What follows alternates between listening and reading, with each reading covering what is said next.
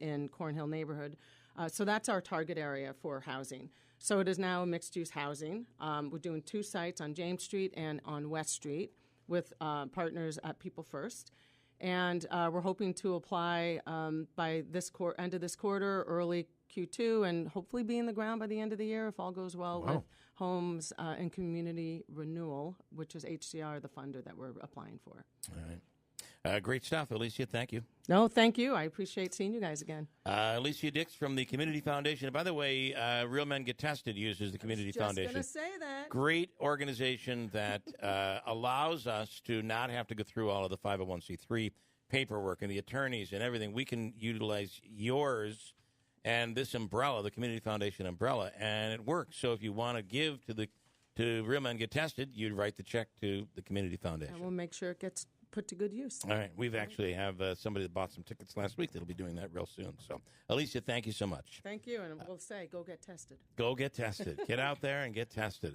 We spent 2 years not doing that, and I think we're seeing, sadly, the result of that. Hey there, it's Jeff Manaski from WIBX. You know, the amount of people doing business online has skyrocketed. Are you stuck in the past and ready to move into the future? It's never been more important to make sure that your business is online. Town Square Interactive can help. Town Square Interactive can help you find more customers online and help you grow your business. The best part? It's fast, easy, and there are no contracts. If you want to find out more, just visit mylocalcustomers.com. That's mylocalcustomers.com. I'm Kareem Abdul-Jabbar. I learned about atrial fibrillation the hard way. My symptoms would come and go. Shortness of breath, fatigue. I kept going. Then I got so lightheaded, I couldn't. My doctor said I have AFib, so I'm about 5 times more likely to have a stroke. Other symptoms, irregular heartbeat, heart racing, chest pain can come and go, but the risk of stroke stays. If you have symptoms, tell a doctor. Visit notimetowait.com. Sponsored by Bristol-Myers Squibb and Pfizer. Paid for by Altimetry Research. Despite Joe Biden's age, raging inflation, and his dismal 45% approval level, one Pentagon consultant believes Biden could become one of the most powerful presidents in history. How is this all possible? Well, it's almost entirely because of a surprising July 25th twist that hardly anyone's talking about right now. A powerful new economic force is quietly building behind Joe Biden, and Biden can harness this force's inevitable wave, carrying him to a landslide re-election win. The good news is, this powerful new force can help you make a lot of money, even in a bear market. The bad news is, this July 25th twist is also likely to make Biden and the progressives more powerful than ever, meaning much bigger government, and it's going to be harder than ever to hold on to any money you make. After being asked to speak at the Pentagon recently in Washington, D.C., this insider put together an analysis of this situation, which details everything you need to know. You can access his full brand new analysis free of charge by visiting BidenElection100.com. BidenElection100.com. WIBX 950 and 106.9 FM. This is Keeler.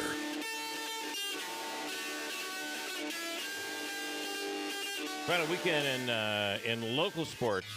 We'll talk about that. We have a winter, what was going to be a winter storm watch and possibly a winter storm warning has now been reduced to a winter weather advisory tonight and into tomorrow. Richard is already piping in and says, fun week of weather. Monday night, no biggie. I think 3 to 6 inches by Tuesday morning. Then some rain Wednesday and Thursday. But Friday night, he says, I see our biggest storm of the season.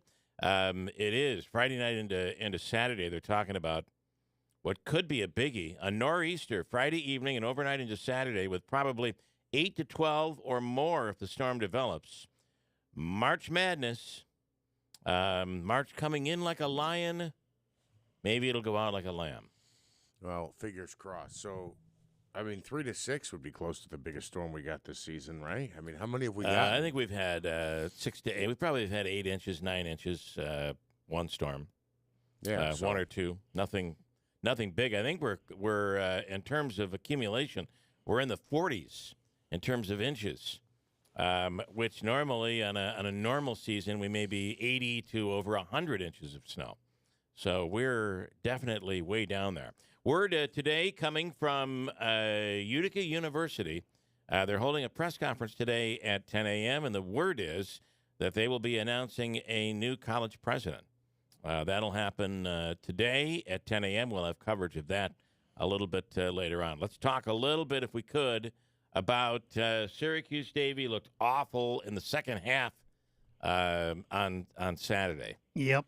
And they got crushed. They played with them in the first half, and then they just got crushed. Yeah, 99-82 they lost. Colgate had a real nail-biter winning that game, but it was a close one at the end. Yeah. Navy was on a 7-game winning streak. This was played at Navy. Colgate held on to win the game, which means they, of course, had already clinched their conference. But the big deal now is the conference tournament. They have to win that in order to make it to the NCAA tournament. Yeah. I don't think Syracuse will make the NIT. They're going to the toilet bowl. I didn't realize that existed. In my words, it's the toilet bowl. Okay. All right. 5 other teams in Syracuse. If anybody wants to come and play at the Carrier Dome, JMA, and we'll play for the toilet bowl. It was rough.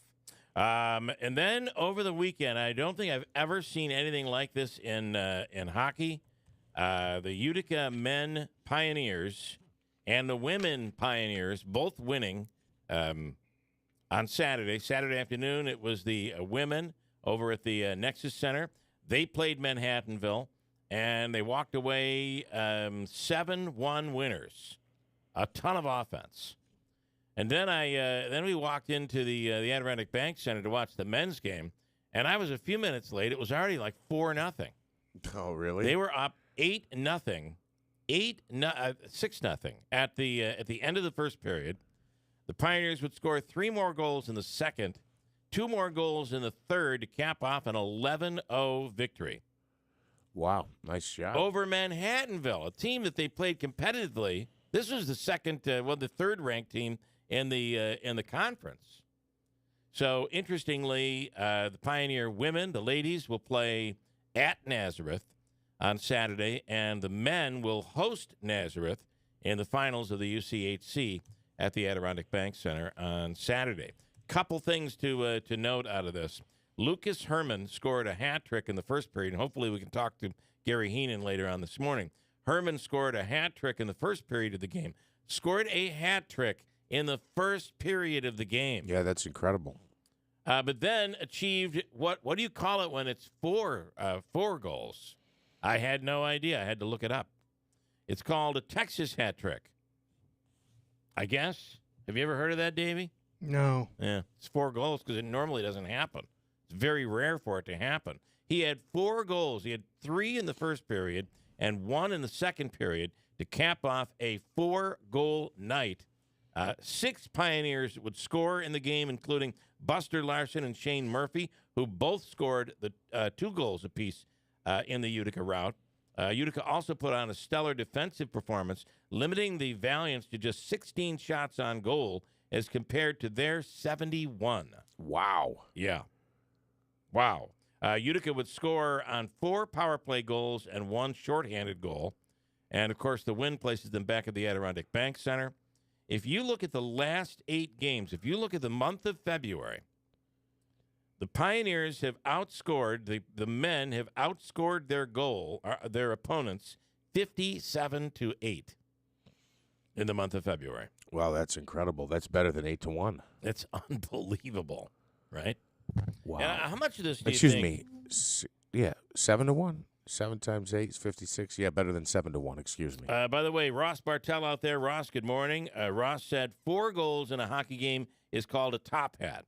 I found a Texas hat trick, but a top hat. What would 5 goals? Has anybody ever scored 5 goals in a game? I don't know. Well, it better be worth free dinner. I know that. It better be worth free dinner somewhere. I would think that's pretty darned impressive. So, anyway, all that'll happen this weekend for the UCHC championship. And I wonder, and we'll speak with Gary about this. I wonder if the fact that there are rumors, this is like one of the least kept secrets in the area, that Utica will be going to Division I by next season. And I would assume that if you're recruiting and you're Gary Heenan and you're recruiting, it makes it easier to recruit over the last couple of years, knowing that you're on your way to Division I. Sure, yeah. Right? Yeah. So at least this team seems to be so much better than everybody else. They'll play Nazareth on Saturday night for the UCHC championship. If Utica can win that game, they move on to the NCAA tournament. And if they continue to win, the Frozen Four will be most likely played in Utica. Incredible. So that's a lot of pretty cool stuff going on right now. When's the championship game? Which one? The UC Saturday. Both games, men and women, both play on Saturday. Oh, so they got a full week off. They got them playing midweek. They play the next game 3 days later, and then they give them a full week off. Okay. They got the week. They'll play the championship game on Saturday night. Both the men and the women. Women are on the road. Did you see, if you looked, I don't think it was in this week's OD. I haven't seen the OD in quite some time. But they have dropped the Dilbert comic strip. Scott Adams, who's the creator of the Dilbert comic strip, went on a racist, they're calling what is being called a racist rant this week on his Coffee with Scott Adams online video show. He talked about African Americans. He said black people are a hate group, citing a recent Rasmussen survey, which he said shows nearly half of all black people do not agree with the phrase, "it's okay to be white." Interesting survey. I would say, he said, based on the current way things are going, the best advice I would give to white people is get the hell away from black people. After that comment, there were newspapers around the country who said, we're going to distance ourselves from Dilbert. Yeah, I can understand. You can't go out there and say that. But I guess I don't understand. Is there a saying it's okay to be white? Like a phrase, like a fast phrase, like, hey, it's okay to be white. Is that a punchline or something? I just felt the survey itself was kind of leading, right? Yeah. I mean, if somebody asks you that question, it's like, no, it's not okay. That would be my answer. It's like, I've never heard of that question before. Yeah, if it's not okay to be white, then I think I think the problem has a problem with racism against white people if it's not okay to be. Well, but I don't think that's the case. There would be some that would argue if you're African American, you can't be racist, which I think is just the most ridiculous statement in the world. Human beings can be racist. You could walk into a black neighborhood where 99% of the people are black, and you're walking through, and you're a white person walking down the street, and people are yelling, calling you certain names. Would that be racist? I'd say it probably would be. Yeah, and even if you take the white out of it, just insert another you group could be there. Puerto Rican. Any group can be anything to any other group. The idea that one can't is, I think, really foolish, and I'm afraid. I hope I don't lose my job for saying that. But well, if he would have just said that, then the Dilbert cartoon probably would be still showing up in newspapers. I mean, whether it's I don't know, insert group here, right, and then insert other group here. If one group is acting negatively or bad toward another group because they are different from them, what is that called? Like if an Asian person gets jumped, right? Is it not racism? Right, it's only racism if it's white people who did it? Don't understand it. Rob says, and this did come from over the weekend, the COVID came from a lab. According to a government report, they're saying it was likely a leak from a Chinese lab. Rob says Fauci should be arrested and jailed over this whole thing. And I completely agree, because when he came out and said, we don't know for sure, we have to wait and figure it out inconclusively, you're right. I think he should be jailed for that. I don't think he should be jailed at all. I do think he was honestly trying. But look, they were stopping media outlets and people from they were banning them on social media for saying this. There was a lot of stuff going on back then that was very much out of you were being canceled for less than that being said. Interestingly, over the weekend, who was it that got it? Oh, it was Woody Harrelson on Saturday Night Live. Got into the whole vaccine thing and apparently created a whole mess during SNL. It's worth watching. Talking about how he believes that the vaccine is all a big scam. It doesn't work. It's the government that's convinced us to stay in our homes and isolate, et cetera, et cetera. It's almost like we're arguing that whole thing all over again. and this Saturday night on SNL. And word was that the cast members were upset with him. It was really a blank show. You insert whatever word you want to insert there, but worth watching to see the tension. Yeah, I'm gonna have to go check this out. Look, I'm gonna throw another one at you. I don't buy into this that Fauci was some mastermind behind all this. I do think there was clearly some conflicting information that he gave at times, but I don't think it was intentional. I think we were learning as this thing went along. I think as Dr. Hall has said, and I buy this, I think that you have somebody going out there every single day talking to multiple media outlets, which was probably his problem.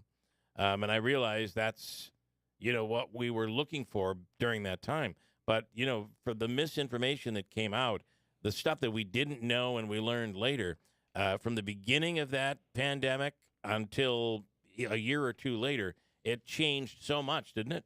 I think it did. And that's why people believe that he was a liar. And that really all comes back to the fact that Fauci and Trump went head-to-head, and Republicans picked sides. And as Rob said, he should go to jail.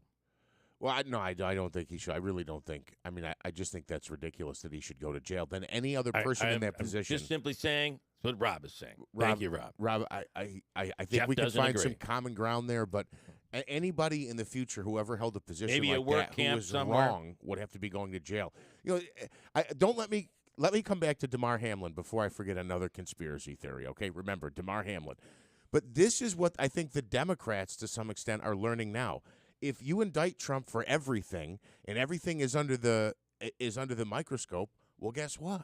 When a Democrat becomes president and there's Republicans in charge, everything goes under the microscope, and they look for every opportunity to impeach him and nickel and dime and take focus off regular things. I just think we collectively keep digging ourselves a ditch. The Damar Hamlin thing, there's a conspiracy that the reason that we don't know. I actually heard another podcast, a national one, bringing up this issue that I've raised 30 times. How do we not know what Damar Hamlin had? We don't know what it was. And someone said, well, it's because it's a HIPAA issue. But everything else has been made public. I mean, they said he died on the field. Also, it's an insurance issue, so it would come out eventually. The conspiracy is that he was vaccinated, and whatever the occasional heart condition that's reported, it's a very minor percentage of people who get it, that they're saying that had something to do with it. So now it's being covered up. What I would say is that they've come out and given hypotheticals, but I don't know that even though it's an insurance issue that it will ever be public if he doesn't want it public. I don't know if that's correct or not, but he's come out and talked about so much about this. Sure, yeah. And I have not heard one media outlet say we don't know what happened because. Is it possible the doctors don't know what happened? I think that's what it is, but it blows my mind that we don't know that. I'm not going down the Damar Hamlin conspiracy theory story. Which is why I really feel that when he was asked about during the Super Bowl, asked if he's going to play again, he said, eventually I hope to get back. It's in God's hands. There was not a definitive, yes, I am coming back. I'll be back in the fall. I think there are probably a lot of medical issues and medical questions that have to be answered before he ends up coming back. There's another one that he's a clone, right? Did we talk about? He is a clone. We talked about that before. Yeah. Something about if you look at his earlobes, you can actually find that story on our website. But there's not only is there a conspiracy about what his heart condition was and how it was caused. There's also one out there about the fact that he actually died on the field, and they had a wax Damar Hamlin. Apparently ready to go. Now, there's a I story jokingly say a wax one. There's a story I'd believe. I think we're going somewhere. And they say it's 100. I've had people say to me, "You have to go look at these pictures. Look at the earlobe. I'm telling you, dude, that guy died." And I'm like, "You've had way too much to drink." Well, technically he did, right? His heart stopped. They had to bring him back to life. Has anybody watched any of the Alec Murdaugh trial? No, so he's a doctor on trial for murder? Is that what that is? No. Is he a lawyer on trial for murder? That is correct. There we go. He is an attorney, and this comes out of a part of the lower part of South Carolina, where apparently the Murdaugh family goes back several generations, and they have all not only been attorneys, there's a huge law firm there, they've all been like what we would call in that area, or in this, even I believe at the state level, like the top attorney, the top criminal attorney. Okay. They've all been in positions of power. So at the law firm of Murdaugh, and Murdaugh. Well, it's not typically the name, but it's not specifically the name. But either way, it's a great deal of power. In fact, there is a documentary that my wife and I got into. It's only 4 episodes and worth watching. I'm like, and he goes out, and of course, his family is really wealthy. He goes out on a boat. He gets bombed out of his mind. He's abusive. He's speeding the boat around, and it runs into a bridge. And a young lady who was on the boat comes up missing. And I said to my wife, it's amazing that this is the same, because I think it's the title of it is The Murdaugh Murders. Interesting. I was just going to go with that. So it turns out that it is indeed the family. The Paul who was being charged with drunken driving a boat, the cause of the death of the young lady, etc. That Paul Murdaugh is the one that Alec Murdaugh shot, allegedly. Right. Yeah. He claims that someone was upset over the case where his son caused the death of this young lady, and that's who came to shoot his son Paul and his wife, that he had nothing to do with it. But in the meantime, last week, he's on the stand, which was a real bold move by the defense, and I think they felt like they had nothing to lose. He's on the stand talking about how he has stolen from clients. He has lied. He lied about his whereabouts, all of it out of fear and paranoia. Oh, by the way, he's addicted to pain medication. Right. So all of this stuff was coming out. The trial will be continuing later today. But what a documentary, if you get a chance to watch. You talk about a family that has all the power in the world. In fact, when the accident had occurred, and oh, by the way, there were a couple of murders that went unsolved prior to that. So all with some sort of attachment to the Murdaugh family. But the grandfather would come in, and he came in after the accident to the hospital where all the kids were, telling everyone, I'm going to represent you. Don't say anything to police. And he went from room to room to room telling the kids who were injured that they shouldn't say a word to anyone. You'll get it all in the documentary if you watch it. It is an amazing power of a family and the fall of a family name, this whole Murdaugh trial that's going on right now. Now, he's accused of, is it his wife and child? Wife and son. And the son is the one who was about to be on trial. And it's so bad, it's so blatant. Like if somebody normally comes in for an indictment and they're indicted, they have to go through the mugshot and you'd be put into a prison gear. They allowed him to get his mugshot all neatened up and dressed in a polo shirt.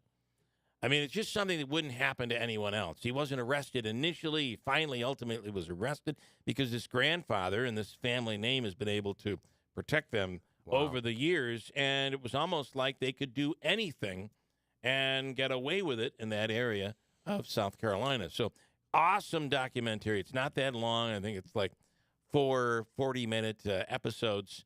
But you get into it and you realize you connect it to the trial that's going on right now. It's unbelievable. Yeah, that's incredible. That level of lawlessness is dangerous, really, in any community. And the way you describe it, though, you don't face charges. You're allowed to go home and change your clothes. You basically get an Uber ride to the police station. It sounds like what New York based their bail reform off of. In fact, it was so terrible that the missing girl, I guess she would have been of maybe 20 years old, however she was, who was lost in the accident. They never informed the parents. They went right to the Murdaugh family. The Murdaugh family kept it away from her. The parents were not allowed onto the scene where the boat was, but the Murdaugh family was. It was just really, it shows you the power these people had. But that power, this case really ended that power. And now here you are with one of the siblings on trial for the murder of his son and his wife. And what's the idea? What's the motivation? Because isn't part of this story that at one point he hired a hitman to kill him? Correct. So his son could get He admitted that his son would be able to get the insurance money. So he was shot in the head and survived, It right? might have grazed him. Okay. Yeah. But close enough. I Yeah. mean, if I'm telling that story, I'm going, I got shot in the head, not I got grazed in the head. Yeah. So what is the motivation, though, if you're willing to have yourself, to pay to have yourself murdered to benefit your son with insurance money? Where's the change in the story where all of a sudden he murders his son? It's all quite bizarre. Well, he said he wasn't at the scene. Turns out he'd lied. He was at the scene. He was at the scene almost exactly at the time of the shooting. The problem is when you look at it at the home, this is an amazing, enormous estate. So you could be on the estate at the property and nowhere near and might not even hear the gunshot. You might hear a shot off in the distance. Anyway, worth watching if you get a chance. I don't know. It's on one of those streaming networks that's out there. Just search the Murdaugh name, and if you don't want to do that, it'll be on TV today as they're covering as the trial continues. So a lot of stuff going on here on a Monday morning. Over the weekend, a lot of talk about the Bob Cardillo interview and the fact that he admitted on the air that he's spent time, had dinners with, had the superintendent of schools, Bruce Karam, at his home, and he has been at his home. There are people beginning to take issue with that. One of them is a former board person who ran for the Board of Education, Howard Potter, and he wants to talk about his take on all of that. We'll speak to Howard in the 7 o'clock hour. Also, the KDILO issue. Utica has a couple of really big issues going on right now politically. This political season is not starting quietly. The KDILO allegation, you might realize that on Friday we actually had Russ Pelly. Russ Pelly, who was the person that KDILO said placed the bribe in order to get the ARPA funding. Well, he says he placed the money. What she described was a bribe. She just never said the word. Correct. So anyway, with all of that said, Pelly came on the air and said it absolutely wasn't a bribe. In fact, she knows full well I gave her a pink piece of paper with the $500 and said, please pay it forward. He also admitted during the interview that, of course, I was trying to win her favor because I was interested in getting help to get that ARPA funding as he was trying to do a minority community center. So, and isn't that what people do when they give a political contribution? When oftentimes a business or a business person will give a political contribution, why do they do it? At least so that they'll have the ear of that politician if they need help. So I don't think that is describing what Mr. Pelly described would be described as a bribe. Anyway, through all of this, what does the president of the Common Council and mayoral candidate Mike Galimi feel about all of this? The Cardillo issue and the issue on the other side of the aisle and the KDILO issue. He's on the air this morning in the 7 o'clock hour as well. There's a third issue he's going to address, and it relates to the endorsement of Cardillo. I'd have to go back and look at the language exactly, but after speaking with him via text message on Friday, I was led to believe he found out about the Conservative Party endorsement live on the air during the interview. He didn't find out from the party or from committee members letting him know. He found out when Bob was on the air talking about it. Very interesting. And what that does is places Galimi in a really tough position where, and Cardillo said that he most likely will stay on the line and continue through to the general, which most would say that would split the Republican vote and allow much easier for a Democrat to be elected. I don't think there's any question about it. You said when he was on the air, you said, Bob, I don't know, knowing you and what's going on here, it seems like you're 100% going to be there in November. And I don't know that he said I'll tell you what he said. Yes, he said, no, he said, I wouldn't say 100%, but it will be, it's pretty close. It's pretty close. Well, I certainly would say 100% because unless there's some type of a deal cut, and I'm not alleging like an improper deal, but like a, hey, I can make you, I'll make you an economic development something, or I don't know. But yeah, well, he was going to stay in. He stayed in before when he didn't have a chance to win. In 2011, when Paul Mary actually ended up winning. That happened back then. So either way, what does Galimi think of it all? We'll get him on to get his take. And three big issues right there to get into. How about the story of a New York nurse who was caught on video allegedly slamming a newborn face first into a bassinet, fired, and an investigation is underway. Yeah, it should be arrested. She treated that baby like people treat the copy machine.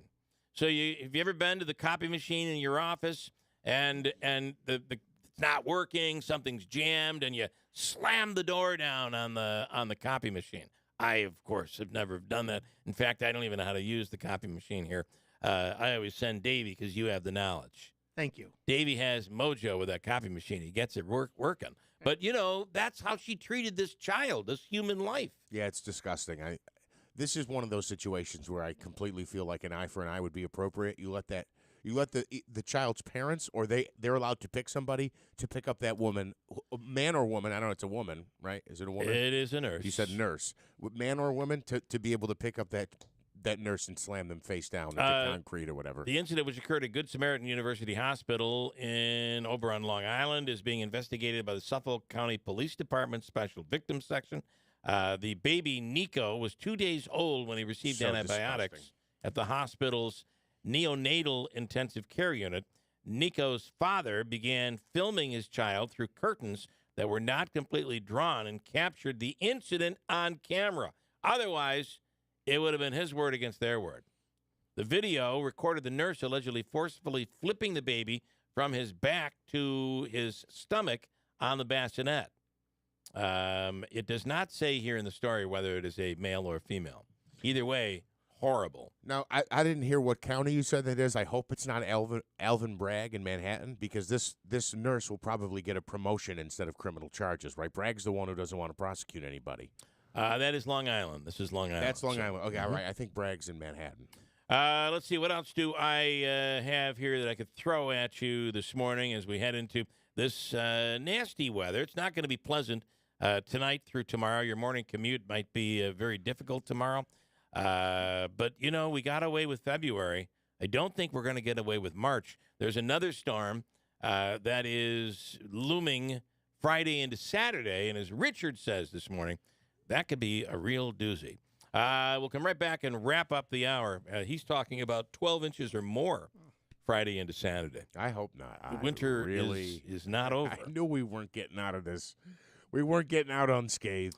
No doubt. 651 at WIBX. Do you have over $10,000 in credit card debt? The stress from excessive credit card debt can ruin your life. Collection calls, sleepless nights. If you're feeling the financial impact with unprecedented economic challenges, DebtBlue is here for you. DebtBlue uses secret programs that most credit card companies won't tell you about. They'll help you consolidate or settle your debts for a fraction of what you owe. With DebtBlue's Success Guarantee, you pay nothing unless your debt is reduced or completely resolved. There's no risk. The more you owe, the more DebtBlue can save you. See how easy it is to get started with free information. Let DebtBlue show you how 10 minutes could save you thousands. Call now, 800-211-5779. That's 800-211-5779. I'm just living sky high right now. I'm very thankful for it, and the team at DebtBlue are phenomenal. They're able to work with you. They're great. Call for your free debt resolution information now, 800-211-5779. That's 800-211-5779.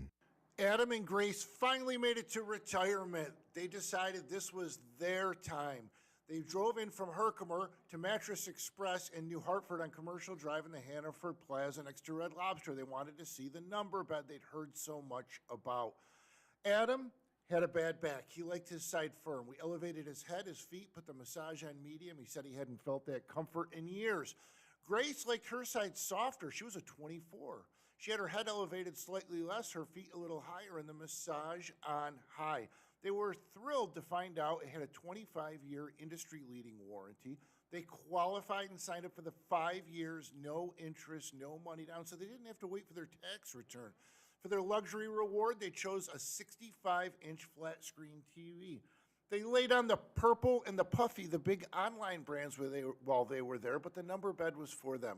Call 1-800-NEW-BEDS or go to mattressexpressny.com or visit any store. Every day at NBT Bank, we focus our business around all the ways we can help yours. We're large enough to offer leading business and digital solutions, but local enough to ensure personalized one-on-one service. So turn to NBT Bank for a full range of business solutions, like capital and treasury management services, even fraud protection, and see how NBT Bank is just the right size to help you do big things. Visit nbtbank.com to learn more and start a conversation. Equal housing lender, member FDIC. Asthma symptoms can attack anywhere, like on a city street.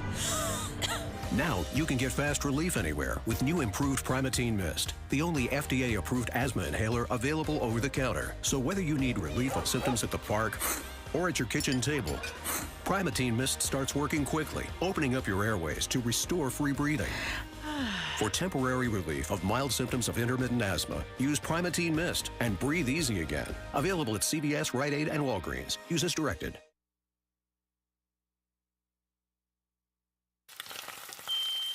I can't take this kitchen any longer. Carl, we need to start looking for a new house. Honey, you know the housing market is tight. It's going to be next to impossible to find something that we like. I know, but this kitchen has to go. Hey, what about a home equity loan from Adirondack Bank? We can turn the equity from our home into cash to renovate, just the way you want. Renovate? Adirondack Bank has competitive rates, and they've been a trusted community bank for decades. A new kitchen. Wouldn't that be awesome? Yeah. Then, of course, we would need new furniture, and we could repair the deck, even add a pool, and take that trip to Italy that we've always talked about. Whoa, slow down, honey. Let's go talk to the experts at Adirondack Bank about that home equity loan. Then we can decide where to start. I've always wanted to add on a craft room, and our bathroom needs a facelift. Don't move. Improve. Stop into your local Adirondack Bank branch for more information on a home equity loan or visit AdirondackBank.com. Bank local with Adirondack Bank, your hometown community bank. Equal housing lender, member FDIC. WIBX 950 and 106.9 FM. This is Keeler. Well, it is back to school day for a lot of school districts, at least the ones in our area. Going back to school today after a week off. It's always a fun day when the alarm goes off and it's, you've been sleeping in all week, and here you go. It's back to school. But I think they go for another month and maybe a month and a week or so, and all of a sudden it's spring break. Yeah, it is. Yeah. Easter's just around the corner. You know what else is just around the corner? Baseball season. And if you caught me trying to loosen up my vocal cords, it's not for my radio gig. Are you going to try out? Umpire class starts tonight. So you're going? Well, Sal is a little frustrated with me because, and I appreciate it. He reminded me last week. He said one more Monday. It starts in a week, and then he messaged me today to say, "Hey, don't forget, it's coming up tonight. The classes start tonight." So it's 6 p.m. Notre Dame High School cafeteria. I believe it's $20. That starts you out. You get a rule book, etc. He asked me, "You're coming, right?" And I said, "I'm 98% sure." So he's kind of really frustrated with me at this moment because he's reminded me 9 times like I asked him to. But I am 98% that I'm going to be there. All right, we'll find out tomorrow. Yesterday, that's a balk. That's a balk. Oh, see, you're right on it. You're right on it. Yesterday, the Mets and Nationals played, and it was on SNY, and Gary, Ron, and Keith were at the helm calling the game. I'm more interested and was more interested to make sure that those guys re-signed their contracts with the network than I was that Daniel Jones comes back to the Giants. They have been I think longest in Mets history for a team on TV. They've been 18 years doing the games. Are they on site? Yes. Okay. Yeah. The Yankees still not. They're not sending their broadcast team. I would have. I remember during COVID that was all happening. But they are. They were there. Right. They only do a few games during the preseason. But during the regular season, they're all going to be back in the booth. Even correct. Paul O'Neill, who was remote for most of the season, all right. he's going to be back in Yankee Stadium. Well, I want to say it was good to see baseball happening again. It was 85 degrees down there during game time. Some really interesting. You're seeing a lot of players from Binghamton and Syracuse, but Scherzer pitched the first couple of innings. He got the win. You saw some young prospects that could hit the hell out of the ball. So I feel like this is our year. Yeah. Another heartbreaker. They'll break our hearts once again. I know Yankees fans are very happy that Carlos Beltran is no longer in the booth anymore. He's now part of the Mets team. And that's how he'd say it if he had a chance to. And then Smitty, Sterling's gone, right? John Sterling retired. No, he just did reduced role. Okay. I was supposed to be his last year. He stayed on to do Aaron Judge. Okay. All right. Nobody wants to give up. These guys just don't want to quit. Happens a lot. Listen, I mentioned that the Utica Pioneers, one of the players had a hat trick in the first period, on Saturday, and then scored another goal, so a total of 4 goals. Amazing. In the NHL, a rarity occurred on Saturday. The Boston Bruins beat Vancouver 3-1. The highlight was when Bruins goaltender Linus Ullmark scored a goal. Apparently, it was the first time it had ever happened in Bruins history. Here is the call. Wow. Off Besser's stick. Ullmark is going to try it, and he scores! Linus Ullmark, the odds-on Vezina Trophy winner. All right, that is only the 13th time in NHL history that a goalie has shot and scored. That's awesome. Pretty Congrats cool. to him. All right, news is straight ahead on WIBX. From the Stanley Theater Studio, WIBX 950 Utica Rome, W295DI Utica Rome, your news, talk, and sports leader, a Town Square media station. Did COVID really leak out of a Chinese lab? I'm Dave Anthony, Fox News. The Energy Department now says that is likely, according to the Wall Street Journal. Nearly 3 years after COVID spread worldwide, blame for millions of deaths. But National Security Advisor Jake Sullivan tells ABC's This Week it's not definitive. There is a variety of views in the intelligence community. Some elements of the intelligence community have reached conclusions on one side, some on the other. Many Republicans already believe the lab leak theory. House Foreign Affairs Committee Chairman Michael McCall releasing a statement, quote, "I'm pleased the Department of Energy has finally reached the same conclusion that I had already come to. I have requested a full and thorough briefing from the administration on this report and the evidence behind it." Fox's Lucas Tomlinson. China accuses the U.S. of outright bullying, with new sanctions on Chinese companies blamed for helping fund Russia's war in Ukraine, amid U.S. concerns China could supply weapons to Russia. They'll resume shipping toxic waste and debris from that train derailment site in East Palestine today within Ohio after controversial shipments out of state were halted. The contaminated water, specifically water used to fight the fire, will go to a deep injection well in Vicar, Ohio, 3 hours away. And the contaminated soil is going to an incinerator in East Liverpool, Ohio, about a half hour from here. Fox's Mike Tobin in East Palestine. Drama at Cape Canaveral in Florida at about 2 o'clock this morning. 2 minutes before SpaceX was going to launch 4 astronauts to the International Space Station. The ground teams declared a scrub due to tracking what's called a T-TEB.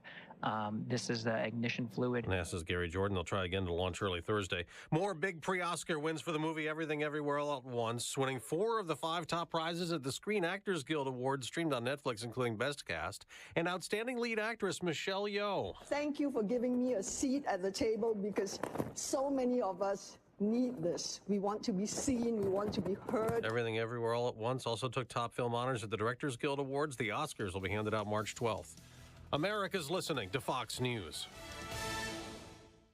The Tunnel to Towers 9/11 Institute gives educators access to nonfiction 9/11 resources for K-12, first-person curriculum units with video accounts, the Discovering Heroes book series for kids, a speakers bureau with access to 9/11 first responders, survivors, and loved ones, a high-tech tractor-trailer that transforms into an interactive museum with 9/11 artifacts, Russell F. Siller Memorial Scholarships for exemplary high school students of program recipients who are preparing for college. Never forget, donate $11 a month to Tunnel to Towers at t2t.org.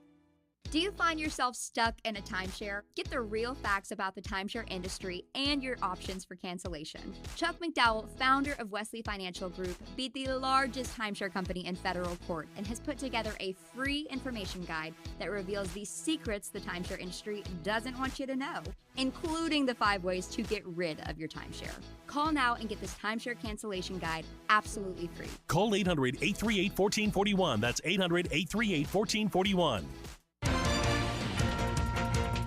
All right, we have some sunshine and 12 degrees to start. WIBX News Time is 7:03. This news update is brought to you by Jackson Hewitt. Beware of tax refund shock. Choose Jackson Hewitt for 50% off your guaranteed biggest refund. 50% off is a limited time offer for new clients Filing at participating locations, max value $200. Visit jacksonhewitt.com/50 for full terms. Well, we'll have a winter weather advisory kicking in at 6 p.m. tonight. That'll last until 7 tomorrow. A closer look at what we can expect over the next 24 hours, plus coming up here on the Keeler Show. Autopsy results could be released today on the body found near the Mohawk River in Schenectady last week. Police say the remains were discovered Wednesday by a fisherman near Riverside Park. That is the same area where search teams have been looking for missing teenager Samantha Humphrey. She's not been seen alive since late November. Tips about that case can be sent to authorities in the Capital Region at 518-382-5201. The State Department of Transportation holding an open house tonight where Syracuse residents can find out more about a proposed bridge rehab project. The plan calls for work to be done on the bridge that carries traffic over on Interstate 81 over East Colvin Street in the city. The goal of the project would be to increase the life of service life of span while also improving travel conditions. The open house goes from 5:30 to 7 tonight. It's being held at the Syracuse Latin School on Jamesville Avenue. Central New York drivers continuing to see falling gas prices at the pumps. According to AAA, the average cost for a gallon of regular fuel now down to $3.48 a gallon. Statewide, the average is $3.45. Our neighbors in Syracuse paying about a nickel less at $3.44 a gallon. The New York State of Health and the State Department of Taxation and Finance are teaming up to help Empire State residents get access to affordable health insurance. Health Department enrollment assisters will be at taxpayer assistance program sites throughout the state over the next several weeks. Those assisters will meet with people to discuss health care options, answer questions, and make enrollment appointments. More information, go to info.nystateofhealth.ny.gov. And an announcement today coming from Utica University. They are expected to announce the next university president. A press conference planned for later this morning. Your WIBX Weather Center forecast calling for a snowstorm bringing 5 or more inches over the next 24 hours. We have a winter weather advisory that goes into place at 6 p.m. this evening. That will continue until 7 tomorrow night. Increasing clouds today with a high of 31 degrees. And then snow tonight, mainly after 9 p.m. Snow expected to be heavy at times. We're looking at about 5 inches of new snow accumulation overnight. Snow showers continuing Tuesday, mainly before 4 p.m. Tomorrow's high 36 degrees, and we could see another 2 inches of new snow on the ground tomorrow as well. Wednesday, we have a chance of snow showers in the afternoon, a high of 44. Thursday, a chance of rain with a high in the low 40s. And then some say we could see another storm moving in for the weekend. Right now, some sunshine, 12 degrees. WIBX News Time is 7:06. From the IBEW Local 43 Sports Desk, Syracuse with a, what was the final that Davey Saturday? I can't 99-82. I can't even bring it up. 99-82. They actually made it a game in the first half. I mean, it was competitive. And then Pitt just ran away with it. However, Colgate won over Navy in a very close game, 64-60. It seemed like neither team could score at the very end, and that actually benefited Colgate because they had at one point had a double-digit lead. Final score, Colgate 64, Navy 60. Of course, Colgate winning the conference, the Patriot League tournament. There's no screwing around here. This gets underway on Thursday, Davey. Yeah, they'll play the winner of. Hold on a second, I just had it. They'll play the winner of Loyola or Holy Cross on Thursday at 7. Okay. When do they play? Tonight? They play on Tuesday. On Tuesday. Okay, so Colgate plays 7 p.m. in Hamilton on Thursday night. Pretty cool. I also will tell you about the Pioneers hockey program, men and women going at it on Saturday. The women defeated Manhattanville 7-1. They advanced to the finals of the UCHC championship. That will be Saturday night in Rochester at Nazareth. The men will also play Nazareth on Saturday. However, that game will be played in Utica. time has not been set yet. I would imagine it'll be a 7 o'clock game. The Comets are not playing on Saturday night. They play Friday and then a matinee on Sunday. So the Pioneers scored 6 goals in the first period. It was incredible. Final score, Utica 11, Manhattanville nothing. 71-16 shots on goal.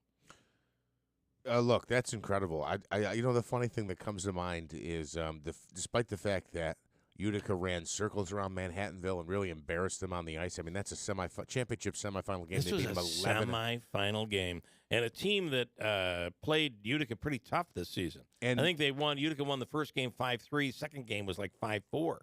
So it was tight when they played in Manhattanville back in January.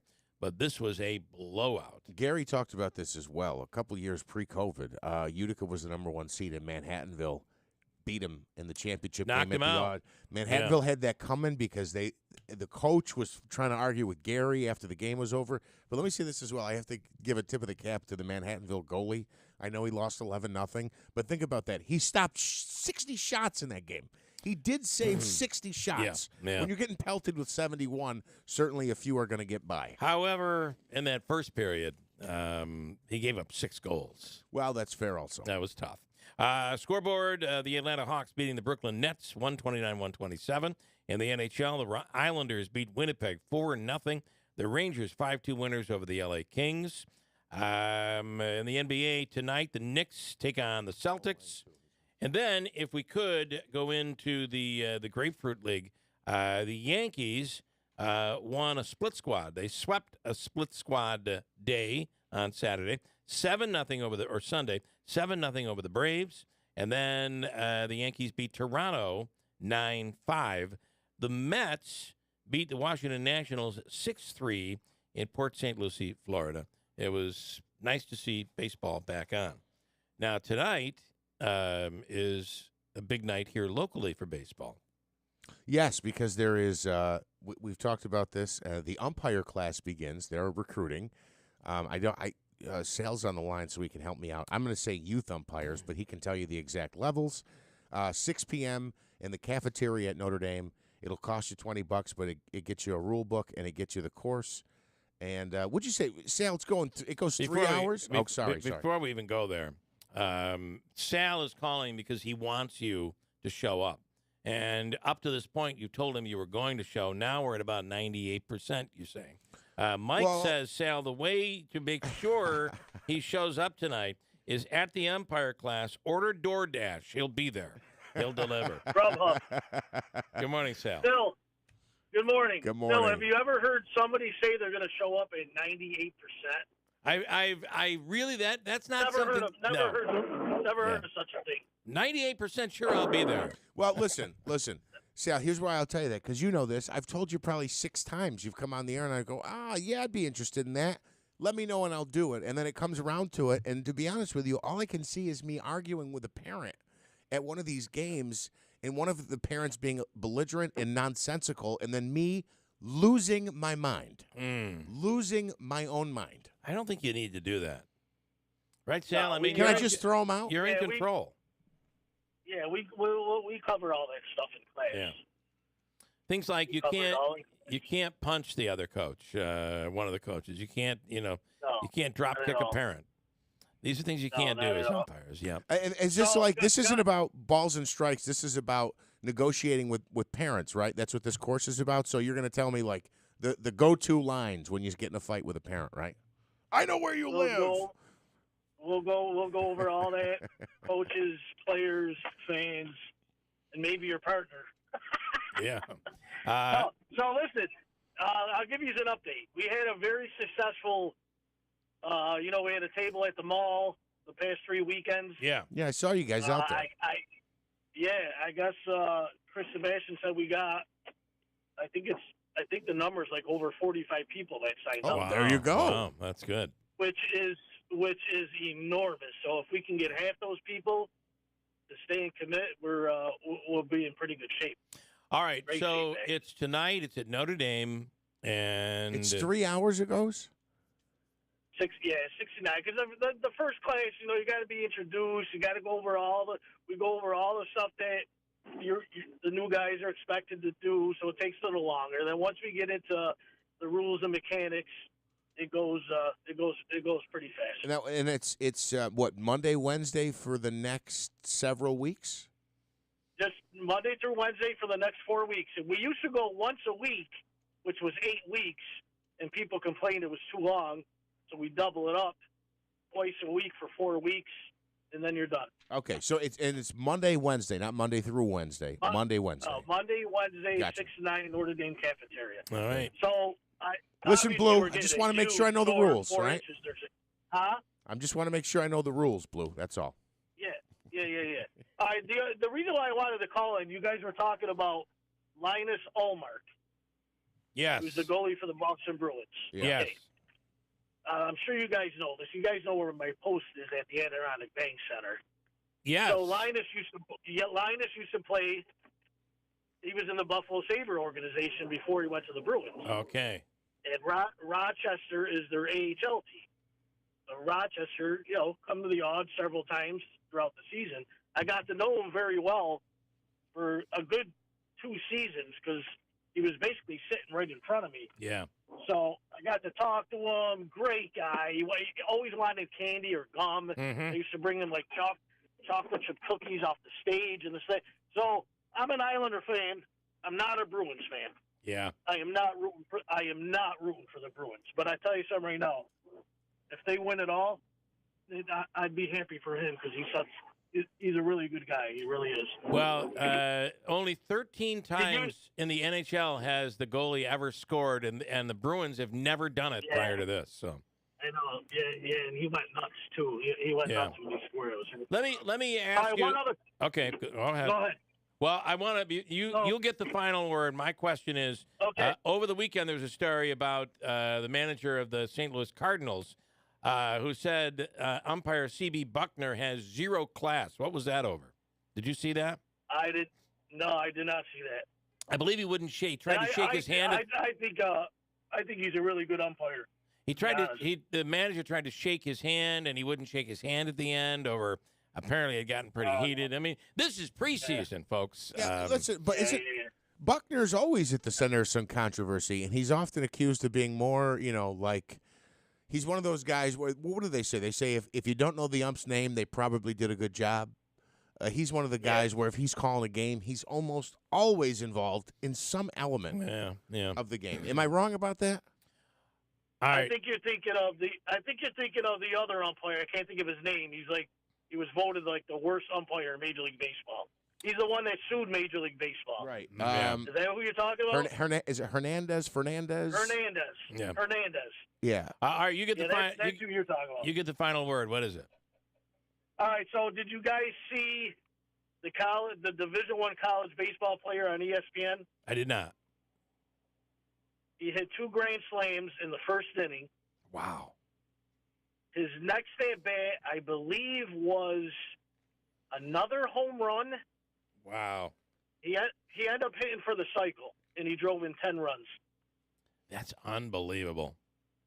2 grand slams in the first inning. I can't believe he only had 10 RBIs if he had 8 in the first. Would they take him out of the game? Yeah, he ended up hitting for the cycle. I think they scored like 20.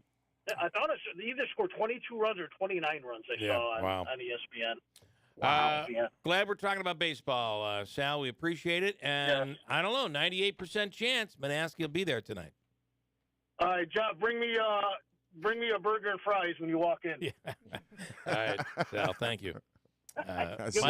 Mike might be correct. That's the best chance they have of getting you there. All right, coming up, he is a local businessman, ran for the school board.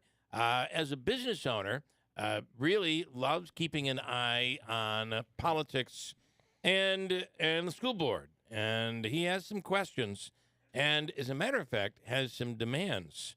We're talking about Howard Potter. We'll speak with him coming up in a second. After that, Mike Galimi and his take on losing the conservative nomination and the fact that this could very well mean the Republican Party gets split in the general. We'll speak with both of them coming up. Hobica's free money question as well this morning. And we'll get to that at 7:18 at WIBX. Adirondack Home Furniture is fully stocked from wall to wall with top quality, durable, American-made pieces for any room. With over 40 bedroom and dining room pieces on display and quality sofas starting at $8.99, you're sure to find the pieces to transform your home. And don't forget, Adirondack Home Furniture has more than just rustic pieces. They carry a wide variety of modern, farmhouse, and traditional styles. If you're looking to transform your home or complete a room with a few pieces, now is the time to buy, because at Adirondack Home Furniture, you'll save the amount of the sales tax. Save the amount of the sales tax on any purchase for your living room, bedroom, office, and occasional furniture. All solid wood and American-made, including in-stock items, clearance items, and even special orders. Adirondack Home Furniture has the best value and top-quality furniture for your home. Visit them at the former Riverside Mall, Horatio Street, Utica, or browse the inventory online at AdirondackHomeFurniture.com. I'm Martin Hoke, the inventor of Navage Nasal Care, and I love Navage. I've told you about how your nose is the body's air filter, that Navage's powered suction will help flush out allergens, viruses, mucus, and germs, and that Navage will help you breathe better. But what do other people say about Navage? Like Josh, quote, "After walking around my whole life being a mouth breather, I was excited to try Navage. I read the directions carefully, pressed the button, and oh my gosh, what a sensation. So much mucus, so much crud, but oh sweet, merciful air, I can finally breathe you through my nose. Never have I ever taken such an amazing breath in my life. This is a life changer," unquote. He's one of over 100,000 online reviews praising Navage, the all-natural solution trusted by over 3 million people to help you breathe better, sleep deeper, snore less, and stay healthier without drugs. Navage is available at Walmart, CVS, Walgreens, Target, Rite Aid, and online. Navage, Navage, clean nose, healthy life. Inflation is nothing more than legalized theft. Hi, I'm Dr. Ron Paul, and to preserve your wealth, I highly recommend keeping physical gold in your retirement account. To learn more, text the word SAFEGUARD to 989898 to get a free info kit on gold IRAs from Birch Gold, which is the only gold IRA company I trust. So text SAFEGUARD to 989898 to request your free info kit right now. Right now in New York Sash, it's the Dream It, Do It bath sale. $11.75 off your dream bath remodel with easy financing starting as low as $158 a month. It's time to get rid of that outdated, peeling, dirty old tub. New York Sash can help you. If you can dream it, they can do it. New York Sash is there for you from design to financing to installation to service. Whatever your needs are, they're experienced and qualified to make it happen. Take advantage of the New York Sash Dream It, Do It bath sale. Get $1,175 off the bathroom of your dreams and affordable financing starting at $158 a person. I'm sorry, thinking baseball, at $158 per month. They do not charge you, for the record, per person in your household. That would be funny, though, right? It's like, all right, how many people can be using this bathroom? All right, that's 1, 2, 3, 4. Okay, 4 times 158, that's your payment. That is not true.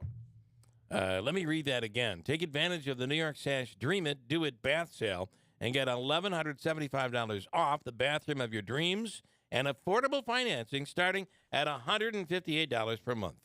Visit NewYorkSash.com or their showroom in Whitesboro for details.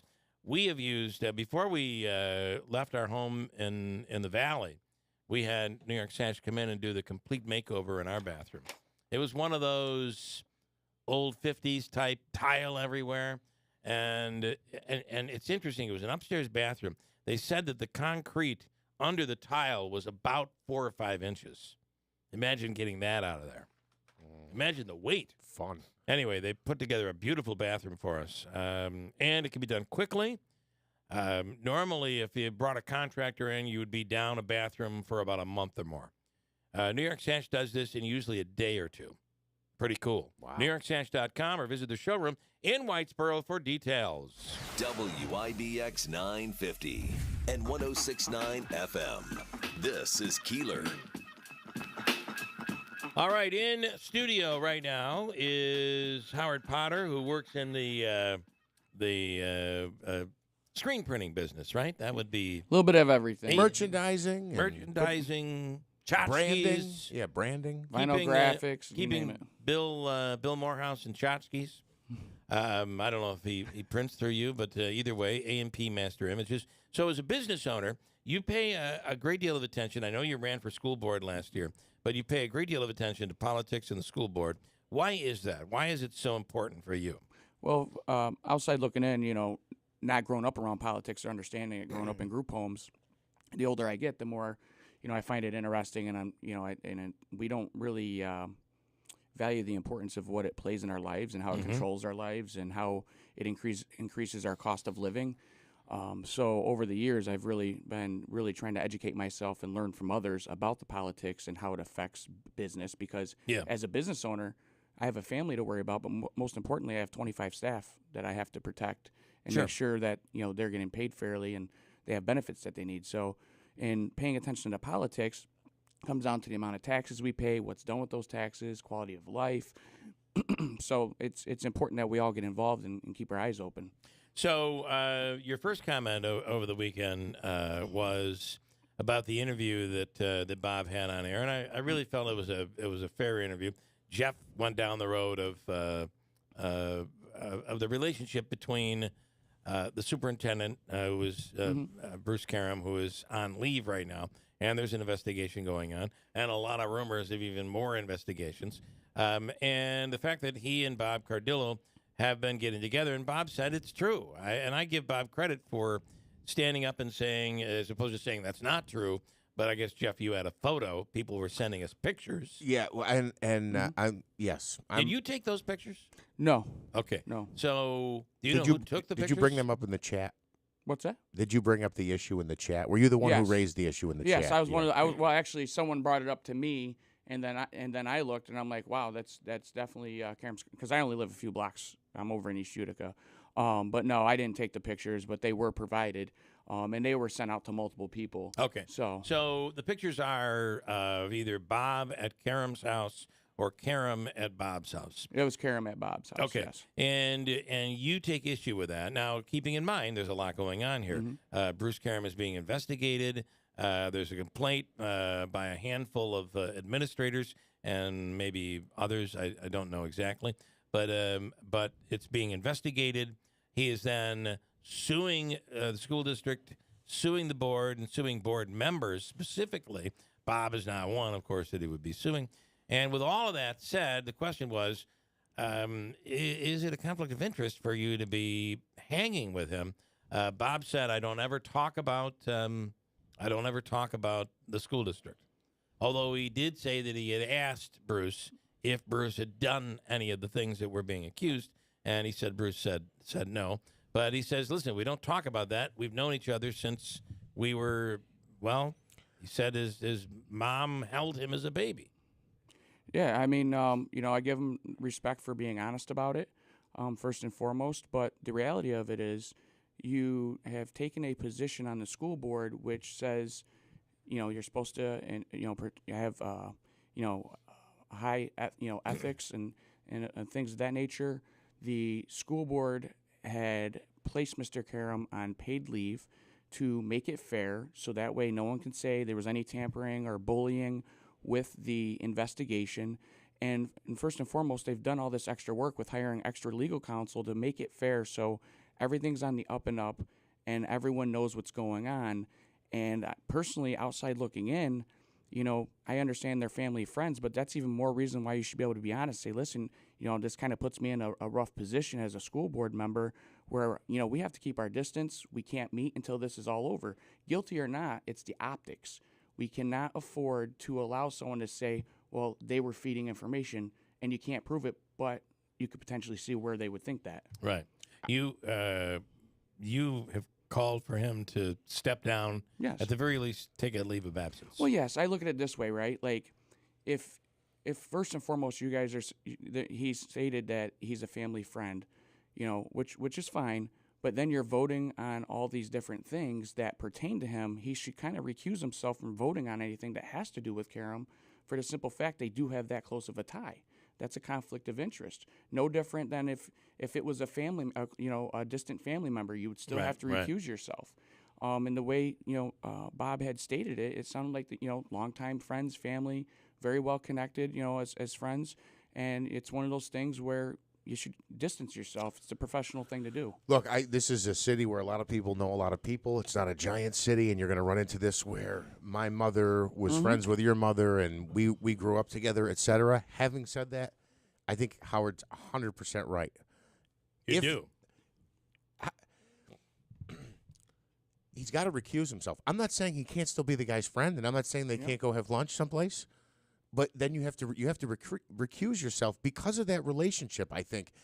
And again, I'm not an expert on this, and maybe I'm wrong, but I think he's correct. Absolutely, to shed light on this. And the second thing is, I've tried to speak with school board members, and they've said to me, "Look, I can't talk to you. I can't say anything about it. I can't even." The lawyer told us we're not even supposed to say Bruce Karem's name until this is all settled. And that really, we've heard that from Hawaika. But and I've heard of other board members. Yeah. But another board member can have him over for lunch. I mean, so I'm not saying they even talked about it. What he said, the optics is the issue there. Yeah, that looks terrible. You want to comment? Yes. When you take a step back, I mean, and you look at everything that's being said, one of the jobs is to hire and critique the superintendent. The other one is hold strong ethical standards. His first priority isn't to Bruce Karem, his friend. His first priority for what he took oath on is the school district. And we're in multiple lawsuits right now, by way of Mr. Karem. I'm not saying he's right or wrong. I'll leave that one alone. But it's just a huge conflict of interest. No matter how you look at it, you cannot sit here and spend all this money on extra attorneys, the investigation, separate the liabilities, bring in a new acting superintendent while this is going on, and do all this to make sure it's clean, it's easy to see, it's transparent, and then still have friendships outside of that. You have to disengage that. There's another, and maybe you can shed light on this, because I know this was discussed during the last meeting, and somebody was putting up or providing pictures. Somebody said that there was also a photo of Mr. Karem parking a block over and then walking. Have you seen those photos? No, I haven't. Okay. All right. I don't want to go down that road. You also have a comment on everything going on in the mayor's race? Yeah, I mean, it's really interesting, right? Like when you look at running for mayor, things we really need to be paying attention to is, we're making a lot of positive traction, and we got to make sure we have the right people in place, and to be able to take that ball and keep going forward with it, and not slow it down and not hinder it, right? And not go backwards to the selling buildings for $1 type deals. We've got a lot of great things going on. The thing that worries me is the constant politics of the statements that I keep hearing. We shouldn't vote for this person because they have a full-time job somewhere else, and they can't serve two masters, which I thought was a pretty rough statement to begin with. When I hear that, I think I'm like, well, we have a head sheriff that runs the entire Oneida County, and he's a great guy. Works a lot, works very hard, but then also owns a farm. He's doing two jobs and doing a good job from what everybody seems to think. Yeah, that is interesting, considering being a farmer is one of the toughest, most demanding jobs you'll ever have. So. Yeah. So how do you scale that back? Right. And that's it's just, I look at the quality of the work, not so much the quantity, because you can have someone work 80 hours a week and not do that good of a job. And who knows the actual hours of a mayor? Who's actually done a case study, the data analytics to know, are they spending 40 hours, 50 hours, 60 hours in the office? Something we should really be paying attention to. Let's not forget that Rob Palmieri works not only he works hard, but think about it. This guy has actually plowed roads. Yeah. Right. He's been injured plowing roads, as a matter of fact. All right, interesting take on all of this, Howard Potter. And listen, you're a business owner, former school board candidate. You certainly have paid a lot of attention to all of this over the course of the last couple of years. Well, it's important to me. I've got about to be 17 and 20-year-old, and I want them to have a reason to stay. It's easy to say stay, but they got to see it and want it. Okay. Howard, thank you. AMP Master Images. We appreciate your time. Thank you. I want to tell you, Steve Pawnee Mazda, they focus on creating the ultimate customer experience. I know that to be true. When Rick asked me to come over there and just check out the facility, it totally is all about a great incredible experience. And then there's the vehicle, an incredible, great driving experience. They only select the best late model Mazdas for their Mazda certified pre-owned vehicles, and they offer them with a 160-point inspection. The balance of the 7-year, 100,000-mile power and trade warranty as well. And if you need a lower price or payment, Rick says, come on in, let's make your deal on a Mazda certified pre-owned vehicle. And see why their customers always say it's always easy to do business at Steet Pawnee Mazda on Commercial Drive in Yorkville. Coming up, Jeff does news, and then we'll do our free money question of the day. Mike Galimi after that here on WIBX. More and more people are turning to Wheelock Disposal for their trash pickup and recyclables. Let's hear from their happy customers why they love Wheelock Disposal Service. Here's Mike in New Hartford. 7 years ago, I moved to the area. Wheelock was referred. If I have to call the office with a question as to what can go in what container or how can I get something picked up, they're very courteous. They really treat me as a valued customer every time. So I will always stay with Wheelock Disposal, refer Wheelock Disposal, because I love Wheelock Disposal. And now let's hear from Will and Sequoit. I'm a Wheelock Disposal customer because all my friends and neighbors recommended them. Their prices are unbeatable. Their service is amazing. We pick up everything you need, everything you want done. They're here on time. Rain, snow, sleet, doesn't matter. They're always here and always reliable. And that's why I love Wheelock Disposal. Wheelock Disposal Service has a special introductory offer for all new customers. Check out WheelockDisposal.com. We love garbage.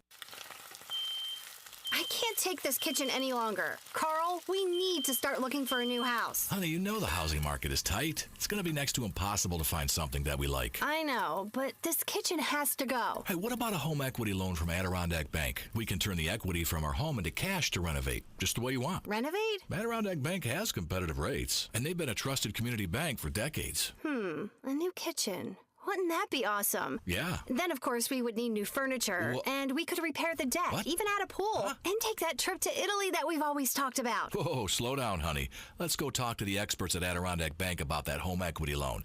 Then we can decide where to start. I've always wanted to add on a craft room, and our bathroom needs a facelift. Don't move. Improve. Stop into your local Adirondack Bank branch for more information on a home equity loan or visit AdirondackBank.com. Bank local with Adirondack Bank, your hometown community bank. Equal housing lender, member FDIC. Texting privacy policy and terms and conditions posted at textplan.us. Texting enrolls for recurring automated text marketing messages. Message and data rates may apply. Reply stop to opt out. Attention. If your teen or preteen is or has been addicted to Instagram and has struggled with eating disorders, body image issues, anxiety, depression, or suicidal thoughts, you may be eligible to participate in a lawsuit for significant compensation. Text TEEN to 323232 for more information. Disclosures by a Facebook whistleblower suggest Instagram and Facebook know their social media platforms are highly addictive and cause eating disorders, body image issues, depression, and suicidal ideation, but have done little to stop it. If your family has been impacted by Instagram addiction, you could be eligible for significant compensation. Text TEEN to 323232 if you'd like to discuss a lawsuit. Text TEEN to 323232 or call 800-768-4026 and speak with an attorney. Paid non-attorney spokesperson Motley Rice attorney Donald A. Migliore is responsible for this ad. Motley Rice LLC is headquartered at 28 Bridgeside Boulevard, Mount Pleasant, South Carolina 29464.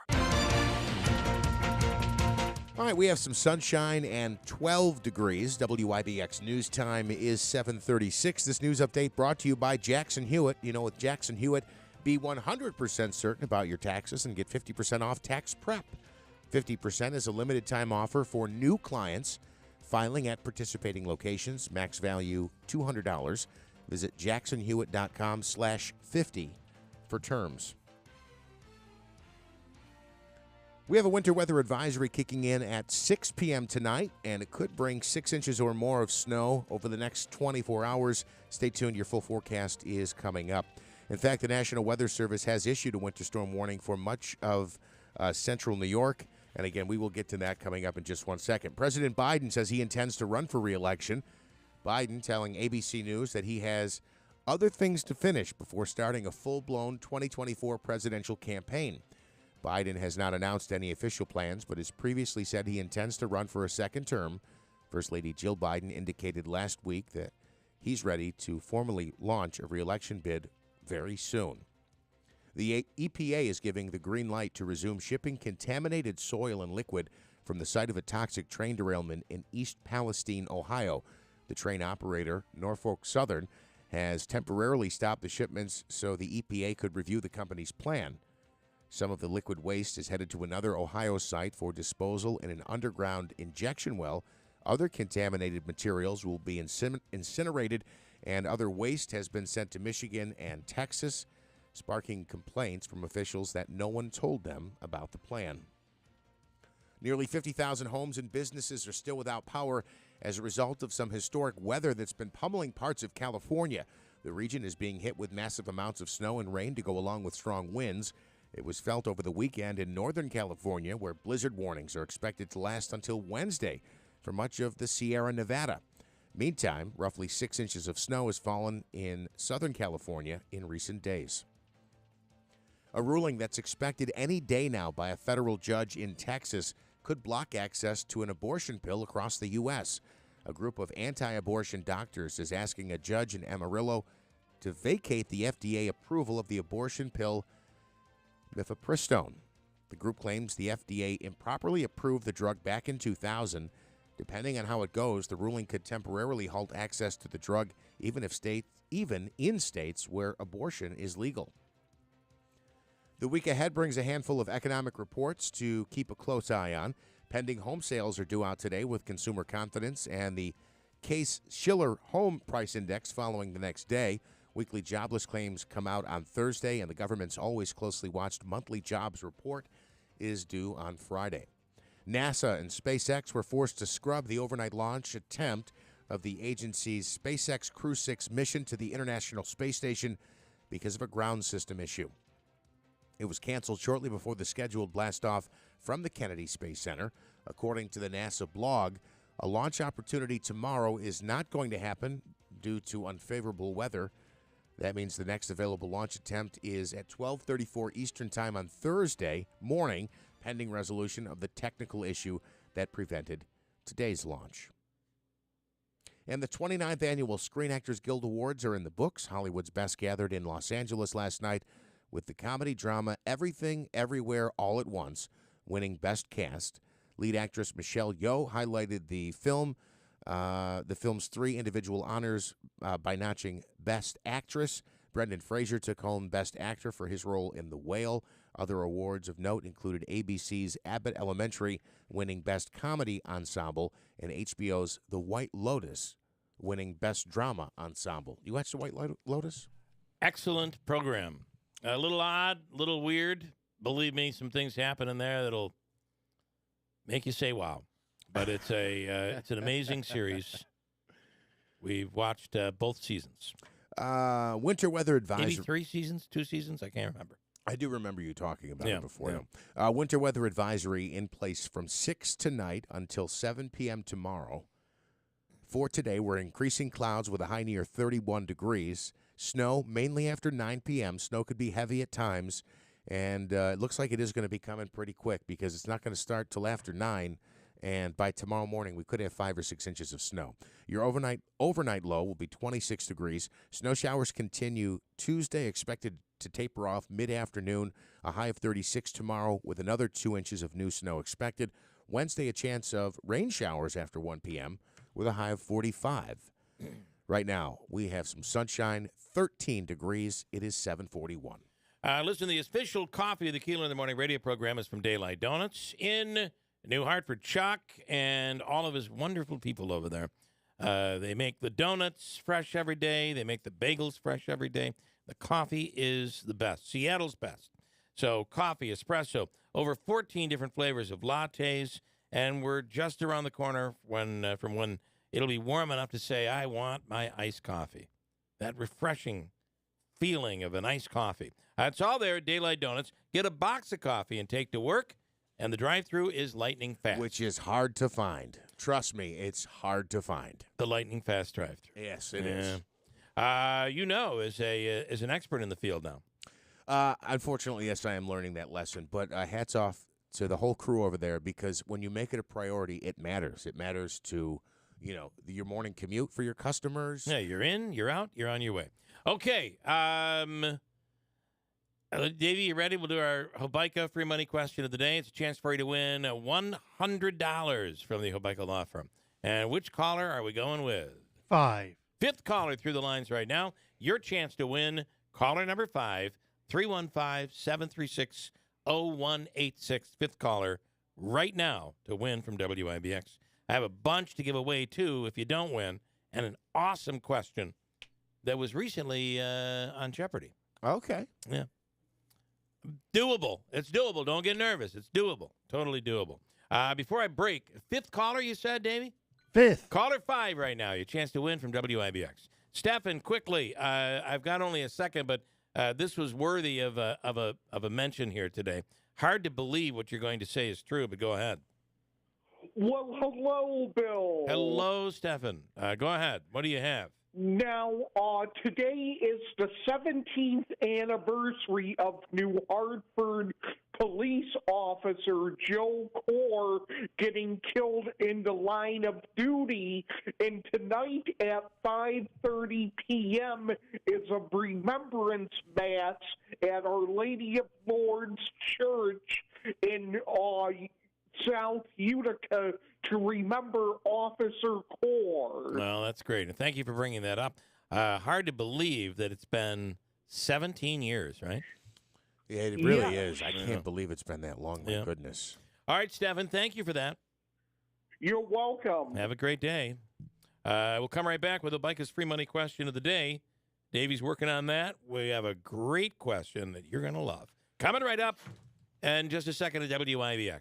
Paid for by Altimetry Research. Despite Joe Biden's age, raging inflation, and his dismal 45% approval level, one Pentagon consultant believes Biden could become one of the most powerful presidents in history. How is this all possible? Well, it's almost entirely because of a surprising July 25th twist that hardly anyone's talking about right now. A powerful new economic force is quietly building behind Joe Biden, and Biden can harness this force's inevitable wave, carrying him to a landslide re-election win. The good news is, this powerful new force can help you make a lot of money, even in a bear market. The bad news is, this July 25th twist is also likely to make Biden and the progressives more powerful than ever, meaning much bigger government, and it's going to be harder than ever to hold on to any money you make. After being asked to speak at the Pentagon recently in Washington, D.C., this insider put together an analysis of this situation, which details everything you need to know. You can access his full brand new analysis free of charge by visiting BidenElection100.com. BidenElection100.com. Did you know you can get your prescriptions for less at your local pharmacy?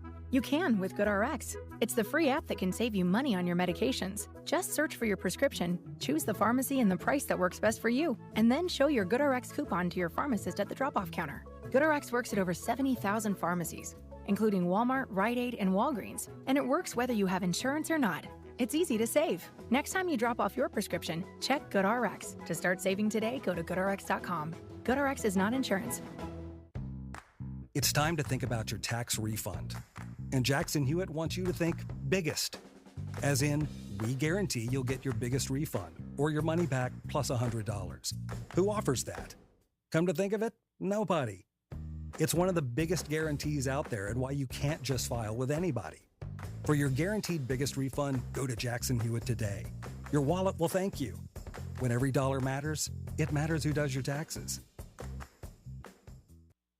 WIBX 950 and 106.9 FM. This is Keeler.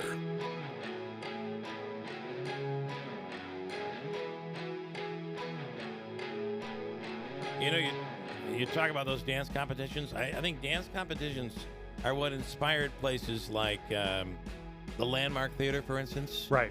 To begin doing mimosas and Bloody Marys on Sunday mornings. Yeah, that's for a dance competition. It amazes me. You go to these competitions. Run the concessions. Everybody has a bar. It's like these parents need something to drink. It's unbelievable. Let's do our free money question of the day. It's John standing by in Remsen. It's from the Hobica law firm, Joseph and Andrew Hobica, at 315-724-1600. And John and Remsen, good morning. Morning, Bill. How are you? Good. All right, here's your question. You'll have 7 seconds to answer. And here we go. This is from the Jeopardy category. This is Jeopardy. They should have hired me. Here is the question. Here it is. With college or university's school colors, which college or university's school colors used to be light pink and pea green? Ready, go.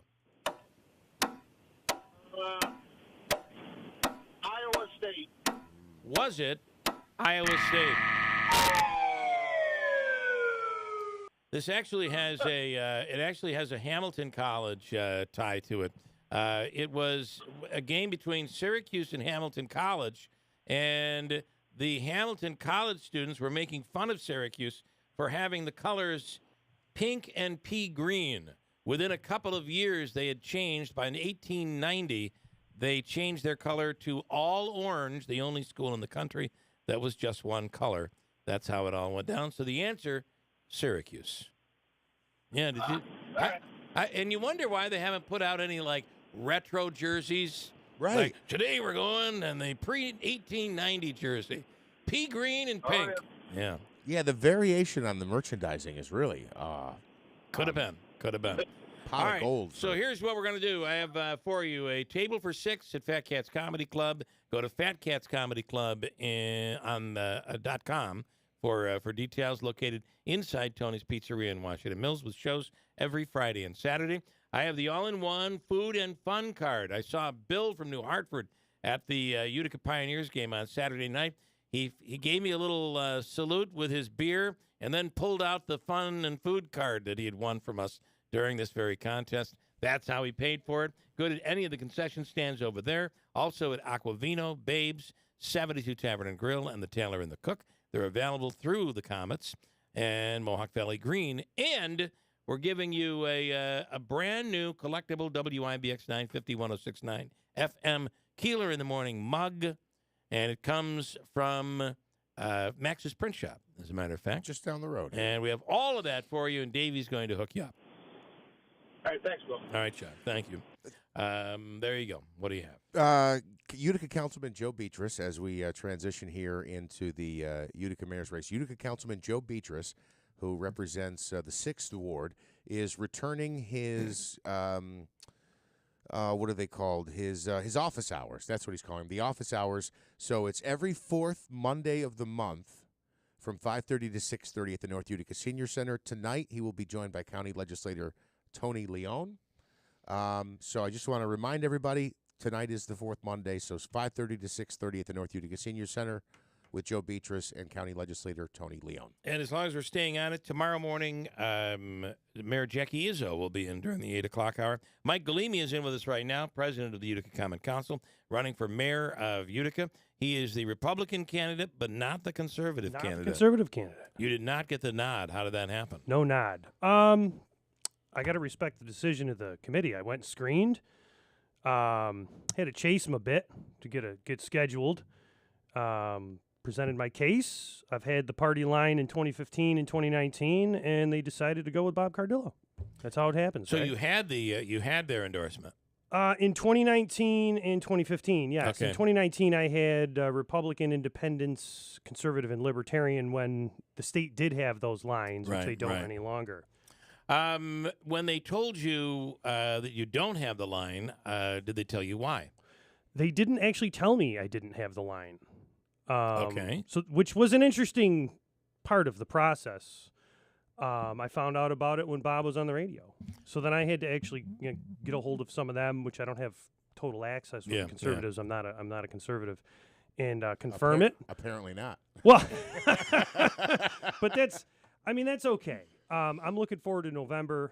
There's just under 300 conservatives in the city of Utica, and I'll be going to their doors just like everybody else.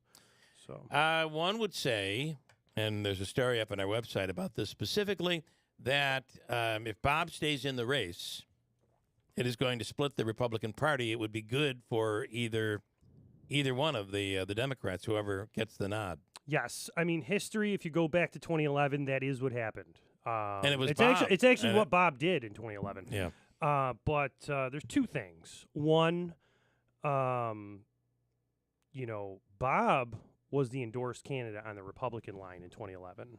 I'm the endorsed candidate on the Republican line. The reason, but he lost the primary.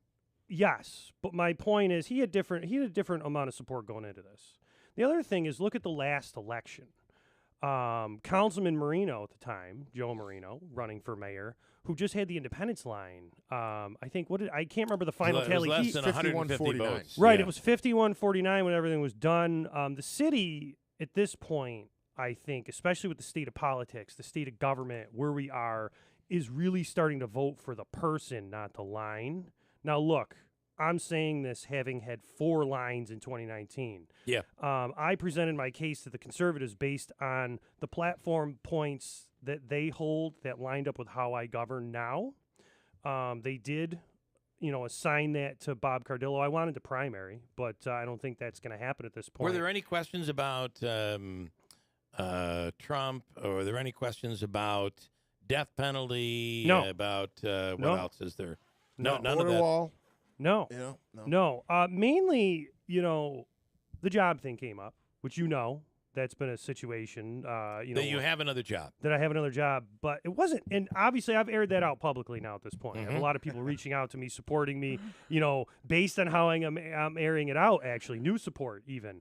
But would it be great to have a candidate running for mayor? How old are you? 43. Who's 43 years old and he's unemployed. Yes, I'm sure I'll be voting for the unemployed guy. Well, so that I just wanted. So that's what I wanted to point out. One of the questions they aired that out with me. And I explained it just like it did in the air. And I do think it made sense. The follow-on question to me explaining what I'm actually doing so that I can commit myself to mayor for real. Yeah. Okay, because that's what I'm going to do. The next question the person had was, well, do you have the job now? Insinuating that I should be quitting my job now to run for mayor. So Well, and Bob is a consultant, and he has that job right now. Well, right. So long story short, I'm challenging the status quo. Right? And at this juncture, they decided to go with a different candidate. And now I'm going to be running against that candidate in a primary. And we're going to be airing that stuff out publicly. And that's where it's going to matter because I need the endorsement of the voters. How are you challenging the status quo? What did you mean by that? I'm challenging the status quo because I'm 43. I do have a career right now, salaried position at a pretty large company, right? Mm-hmm. And I'm trying to challenge the status quo by going back to the way this country was founded, where government positions are held by younger people who are going to take the country, the county, the state, the city forward. And they do have to take steps back in their careers to do that when they actually go about it. But that, over the last 40 years, what have we complained of? Everyone's a career politician. Right. I'm not going to be that. And for some reason with the conservatives, that was challenging the status quo. Okay, interesting. I have a suggestion from somebody who would know. Okay. They said the idea is not necessarily that you won't get the conservative line. Right. File a Wilson Pakula. I can't sign that Wilson Pakula. I'm not a conservative, only a conservative. And I I can't think really be guaranteed that. I believe that horse has left the barn. Yeah. I did ask. Well, I was asked that. Would you primary? I said absolutely. I would be fine with that. But at this point, I don't think that's going to be the case. So I have my sights set in November. I'm very confident in winning the Republican primary because I am going to articulate what I've been doing over the last 7 years and what I'm going to do as mayor. Did you listen to Bob's interview? Because we asked him, "Will you stay on into November?" And his answer was really most likely. Right. We tried to get a percentage out of him, and unlike Jeff, who's 98% sure he's going to become a Little League umpire, Bob couldn't give us a percentage, but said it is likely that he will stay on the line. I'd say about 98%. That's okay. I'm prepared for it. It's all right. Do you have to tailor your message now to Democrats because you're going to need people to probably cross over and support you? Knowing that there's going to be a third person who's either on the right side. That's not how I present myself to the public. I've proven that in 2015 and 2019.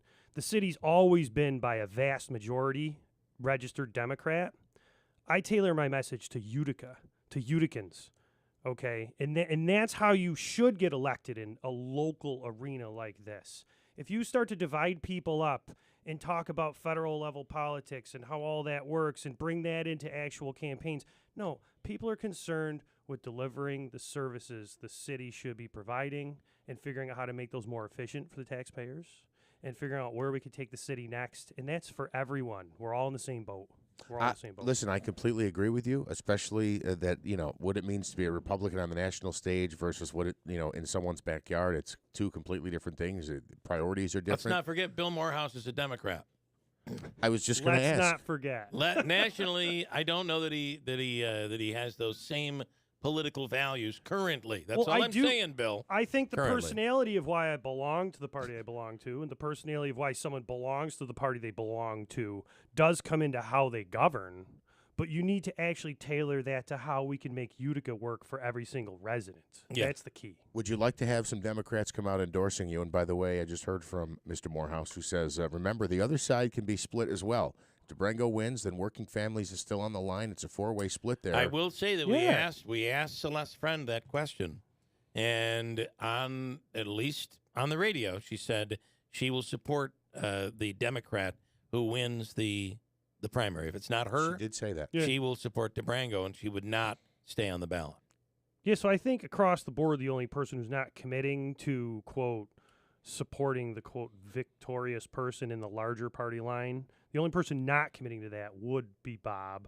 Now it doesn't matter for me because I don't have the conservative line, so I'm just in it. You know what I mean? However, but that's all right.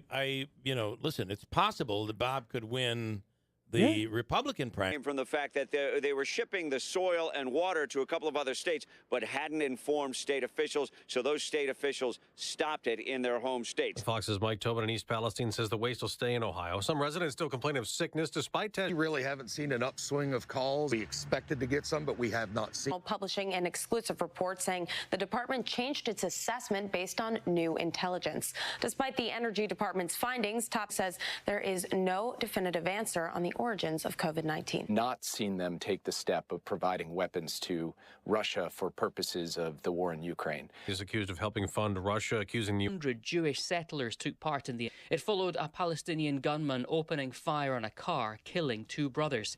That's Fox's Jonathan Savage. America's Force Foundation has been supporting America's heroes and their families since 9/11, the day 2,977 people were killed in the worst terrorist attacks of their kind on American soil. More than ever. Join Tunnel to Towers on its mission to do good in their honor. Donate $11 a month at T2T.org. That's T2T.org. Do you find yourself stuck in a timeshare? Get the real facts about the timeshare industry and your options for cancellation. Chuck McDowell, founder of Wesley Financial Group, beat the largest timeshare company in federal court and has put together a free information guide that reveals the secrets the timeshare industry doesn't want you to know, including the 5 ways to get rid of your timeshare. Call now and get this timeshare cancellation guide absolutely free. Call 800-838-1441. That's 800-838-1441. Some sunshine, 13 degrees. WIBX News Time is 8:03. Good morning, I'm Jeff Manaski. This news update is brought to you by Jackson Hewitt. Be 100% certain about your taxes and get 50% off of tax prep. 50% is a limited time offer for new clients filing at participating locations. Max value $200. Visit jacksonhewitt.com/50 for terms. We have a winter weather advisory kicking in at 6 p.m. tonight and continuing until 7 tomorrow night. Could see 3 to 6 inches of snow by the time it's all done or more. We'll take a closer look at your forecast coming up in just a few minutes. Autopsy results could be released later today on the body found near the Mohawk River in Schenectady last week. Police say the remains were discovered on Wednesday by a fisherman near Riverside Park. It's the same area where search teams had been looking for a missing teenager, 14-year-old Samantha Humphrey. She's not been seen alive since late November. Anyone with information on that case is asked to come forward. President Joe Biden says he intends to run for re-election. Biden telling ABC News that he has other things to finish before starting a full-blown 2024 presidential campaign. He has not announced any official plans, but has previously said he intends to run for a second term. First Lady Jill Biden indicated last week that he would be ready to formally launch a re-election bid very soon. The EPA is giving the green light to resume shipping contaminated soil and liquid from the site of that toxic train derailment in East Palestine, Ohio. The train operator, Norfolk Southern, had temporarily stopped the shipments so that the EPA could review the company's plan. Some of the liquid waste is headed to another Ohio site for disposal in an underground injection well. Other contaminated material will be incinerated, and still more waste has been sent out to Michigan and Texas, sparking complaints from officials that no one told them about the plan. We'll get more into what we can expect for our weather coming up in just a minute, but nearly 50,000 homes and businesses are still without power as a result of some historic weather that's been pummeling California. The region is being hit with massive amounts of snow and rain to go along with strong wind. It was felt over the weekend in Northern California, where blizzard warnings are expected to last until Wednesday for much of the Sierra Nevada. Meanwhile, roughly 6 inches of snow has fallen in parts of Southern California in recent days. A ruling that's expected any day now by a federal judge in Texas could block access to an abortion pill across the U.S. A group of anti-abortion doctors is asking a judge in Amarillo to vacate the FDA approval of the abortion pill mifepristone. The group claims the FDA improperly approved the drug back in 2000. Depending on how it goes, the ruling could temporarily halt access to it, even in states where abortion is legal. And the week ahead brings a handful of economic reports to keep a close eye on. Pending home sales are due out today with consumer confidence and the Case-Shiller Home Price Index following the next day. Weekly jobless claims will come out Thursday, and the government's always closely watched monthly jobs report is set to be released on Friday. Your WIBX Weather Center forecast has a winter weather advisory in place from 6 tonight until 7 p.m. tomorrow. For today, increasing clouds, a high of 31 degrees. Snow showers expected to begin around 8 or 9 p.m. Snow could be heavy at times, and we could get up to 5 or 6 inches of new snow by tomorrow morning. For tomorrow, snow showers continue. They'll taper off mid-afternoon. Tomorrow's high 36. Another 2 inches of new snow is possible tomorrow. Wednesday, a chance of rain showers with a high in the mid-40s. Bill, we have some sunshine and 14 degrees. WIBX News Time is 8:07. All right, from the IBEW Local 43 Sports Desk, let's get through some local action. Syracuse, a big loss on Saturday night, but Colgate stayed with their winning ways, defeating Navy in a close game. At one point, they had a double-digit lead late in the second half, but Navy came back, and it seemed like the last couple of minutes, nobody could score. Colgate ended up putting a couple of buckets in and walking away with a 64-60 win over Navy. The Patriot League tournament will begin. Round number 1 will happen on Thursday night. They'll play the winner of Holy Cross and Bucknell. That'll be at 7 p.m. on Thursday night. Over to UCHC hockey. The semifinals went on over the weekend, right? At the Adirondack Bank Center and the Nexus Center. The women defeated Manhattanville by a score of 7-1. The men defeated Manhattanville 11-0. Shots on goal. You were there? Yeah, it was phenomenal. Shots on goal. Utica had 71 shots on goal. And you heard that sound 11 times. At one point, someone behind me was calculating how many goals per minute. It was like something like there was a goal every 2.9 minutes. Like they were doing the math in their phone. It was a serious game. And they've had an upset with them in prior years. Yeah, a couple years ago. Yeah. They knocked Utica out a couple of years ago. So it was nice to see that redemption, right? And even during the season, it was like 5-2. Utica won 5-2 and then 5-4 when they played in Manhattanville. So it was close. Let me just tell you what all of this means. The win advances the women to the UCHC championship. They'll play Nazareth College at Bills Gray Iceplex in Rochester on Saturday. And Nazareth is the top seed. Utica is seeded number 3, I believe. And then maybe number 2. The Utica men are ranked number 1 in the country. They'll play at home. Most likely 7 p.m. on Saturday, although tickets, I believe, are on sale. They're just not listing the time on the website. Utica jumped out to a 6-0 lead by the end of the first period. Couple things. Lucas Herman scored a hat trick in the first period of the game and then achieved the rare, there's a couple of names for it. I found Texas hat trick.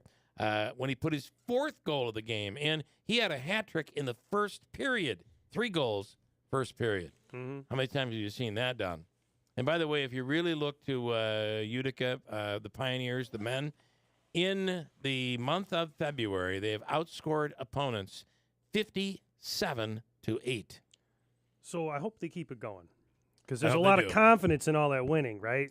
There is. But, I thought that was going to happen with Manhattanville, and then look what happened. Yeah. So now, Saturday night for the UCHC Championship, it is Utica and Nazareth. The game will be at the Adirondack Bank Center. Apparently, the goalie who gave up the 11 goals, they're quite upset with him. He's going to be hazed. They said his punishment is 2 terms on the Utica Common Council. So we'll bring him in. NBA, the Hawks beat the Brooklyn Nets 129-127. The Islanders 4-0 over Winnipeg. The Rangers beat Los Angeles 5-2.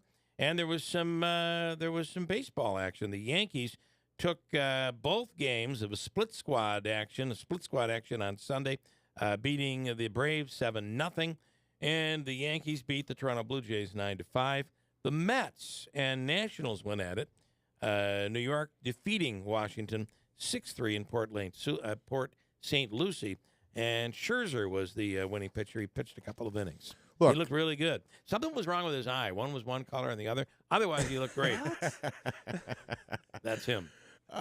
Look, if you bet the Yankees, you could bet the Yankees in any month but October, and you'll probably win. And if you bet the Mets any month other than May, you'll probably lose. I just feel like hearts will be broken all over again, right? The Mets look good. It's going to be interesting to see what they do with that. By the way, you said Biden has said he will run for president. I think what he said is, I'll shuffle for president. I don't think the word run ever came out of his mouth. I could be wrong. More with Mike Galimi coming up here, 8:11 on Monday morning. Kids back to school day. Vacation is over. It's 8:11 at WIBX. You have cancer. 3 words you wish you could unhear. But just because a cancer diagnosis may be a shock to your system doesn't mean cancer surgery has to be. Now, there's Edge Radiosurgery. It breaks down tumors in less than an hour per treatment. No knife, no hospital stay. Faster treatments, lower risk. Edge Radiosurgery, now at AMP of New York. Learn more at ampofny.com/edge. You may experience side effects which may be severe. Ask your doctor. Edge Radiosurgery, Associated Medical Professionals of New York is correct for you. The 12th annual Notre Dame raffle is underway, and this year's first prize is bigger than ever, $100,000. That's right, $100,000. An additional $30,000 in other cash prizes. Limited tickets available. Tickets are $100. Drawing will be held live at Notre Dame Junior High on Sunday, April 23rd. You can purchase your tickets at Notre Dame High School, Shenantrese, and Happanowitz. Visit NotreDameUtica.org or call 315-724-5118. Every day at NBT Bank, we focus our business around all the ways we can help yours. We're large enough to offer leading business and digital solutions, but local enough to ensure personalized one-on-one service. So turn to NBT Bank for a full range of business solutions, like capital and treasury management services, even fraud protection, and see how NBT Bank is just the right size to help you do big things. Visit nbtbank.com to learn more and start a conversation. Equal housing lender, member FDIC. Finding great people to hire is like trying to find a needle in a haystack. It's pretty difficult, right? Well, ZipRecruiter has mastered finding a needle in a haystack, so they take it to the next level. They make hiring so simple that it's like finding a needle in a needle stack. And that's why you should try ZipRecruiter for free at ZipRecruiter.com/radio. Here's what it's like to use ZipRecruiter. They have so many qualified candidates that it's easier to find the right ones for your roles. In fact, 4 out of 5 employers who post on ZipRecruiter get a quality candidate within the first day. That's a lot of needles. So how do they do it? ZipRecruiter's powerful technology sends you candidates who are a great match for your job, and you can even invite your top choices to apply. So if you want less hay and more needles, head to ZipRecruiter. And right now, you can try ZipRecruiter for free. That's right, free at ZipRecruiter.com/radio. That's ZipRecruiter.com/RADIO. ZipRecruiter.com/radio. ZipRecruiter, the smartest way to hire. I'm Martin Hoke, the inventor of Navage Nasal Care, and I love Navage. I've told you about how your nose is the body's air filter, that Navage's powered suction will help flush out allergens, viruses, mucus, and germs, and that Navage will help you breathe better. But what do other people say about Navage? Like Tara, quote, "My doctor wanted me to do saline rinses for my allergies, but I've never been able to successfully use a neti pot. Navage uses suction power, so it's foolproof. There are nights when I'll have particularly bothersome allergies. I'll bust it out, and the results are immediate. It's such a relief. It's become a lifesaver." Unquote. She's one of over 100,000 online reviews praising Navage, the all-natural solution trusted by over 3 million people to help you breathe better, sleep deeper, snore less, and stay healthier without drugs. Navage is available at Walmart, CVS, Walgreens, Target, Rite Aid, and online. Navage, N-A-V-A-G-E, clean nose, healthy life. For your financial advice to be useful, it needs to be tailored to how you live your life. I'm Jim McGuire, branch manager of Baird's Utica office. At Baird, we provide investment and financial planning for all areas of your life: retirement, family, and estate plans, and charitable giving. Plus, we coordinate our advice with your tax and legal advisors, so you can be confident all your plans are working together for you. Discover the Baird difference. Visit BairdUtica.com. WIBX 950 and 106.9 FM. This is Keeler.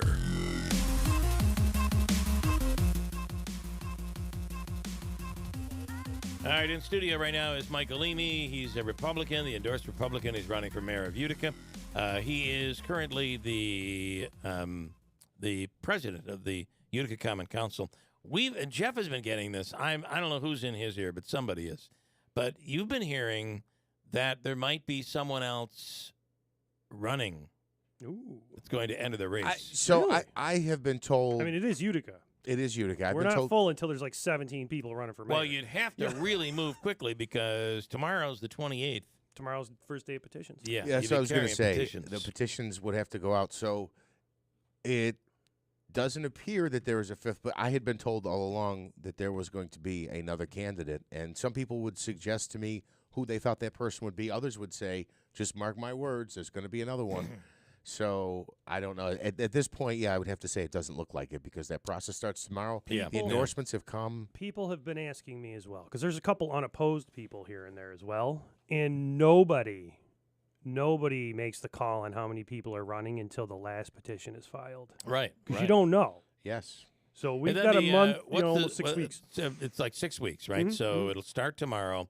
And then I think first day to or final days, it's like first week of April. You just and it isn't until that time that you can say, yes. Okay. Even me, right? I'm an endorsed candidate. If those signatures don't get filed, doesn't I'm matter. not a candidate. Yeah, that's the reality of it. I want to ask you about the this whole thing going on with the Utica School Board. There were questions about. Really, there's a mess going on right now. The superintendent of schools is currently on leave. There's an investigation. Some of the things that have been released to the public that we know about that these administrators claim that he said about people and to them as the school's top administrator seem really rough. And we've asked Bob if that's true. Would you support him? He says, if he's found to be, quote, unquote, guilty, he would have a tough time supporting him. But as of right now, we were being fed photos of either, I guess in this case, it would be Bruce at Bob's house. Yes. And then we've heard the other, Bob at Bruce's house. And the question was, is that a conflict of interest? What is your take, considering Bruce is currently suing the school board, which Bob is currently on? So I'm going to pull all the politics out of this, right? Bob's currently a school board member. Yes. There's an active investigation. We have a superintendent that's on leave. Two things. One, obviously, Bob is my opponent in the Republican primary. So I'd like to point out that people should be asking, what about Bob?